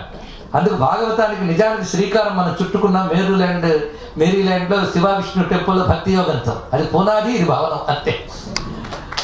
అక్కడ ఆ కార్యక్రమం దగ్గరుండి నిర్వహించడమే కాకుండా ఇక్కడికి వచ్చి కూడా ఇందులో పాల్గొని మమ్మల్ని ఆనందింపజేసినటువంటి మిత్రులు శ్రీ నాగుల సీతారామయ్య గారు డాక్టర్ గారు వారికి, అలాగే ఇక్కడ వచ్చి నేను అందరూ ఆత్మీయులు సంపాదించుకున్నాను, మంచి మిత్ర బృందాన్ని, మర్చిపోలేని వారందరినీ కూడాను. అందులో మా గంటి భాస్కర్ గారు, అలాగే సుగుణ గారు, పార్వతమ్మ గారు, వీళ్ళందరినీ, ఇంకా వారణాసి వేణుగోపాల్ గారు, శ్రీ తీర్థాల వారు, వీరందరూ చూపించిన ఆత్మీయతలు నేను మరువలేనివి. ఇలాంటి అందరందరూ ఆత్మీయ సంపదని ఇక్కడ సంపాదించుకుని ఇంకా సెలవు తీసుకుంటూ సర్వం భగవాన్ చరణాలకు సమర్పించుకుంటూ ఒక్కసారి మనందరం స్వామికి జయ జయధ్వానాలు పలుకుదాం. రుక్మిణీ సత్యభామా సహిత శ్రీ కృష్ణ పరమాత్మకి, శ్రీకృష్ణ పరమాత్మకి, శ్రీకృష్ణ పరమాత్మకి.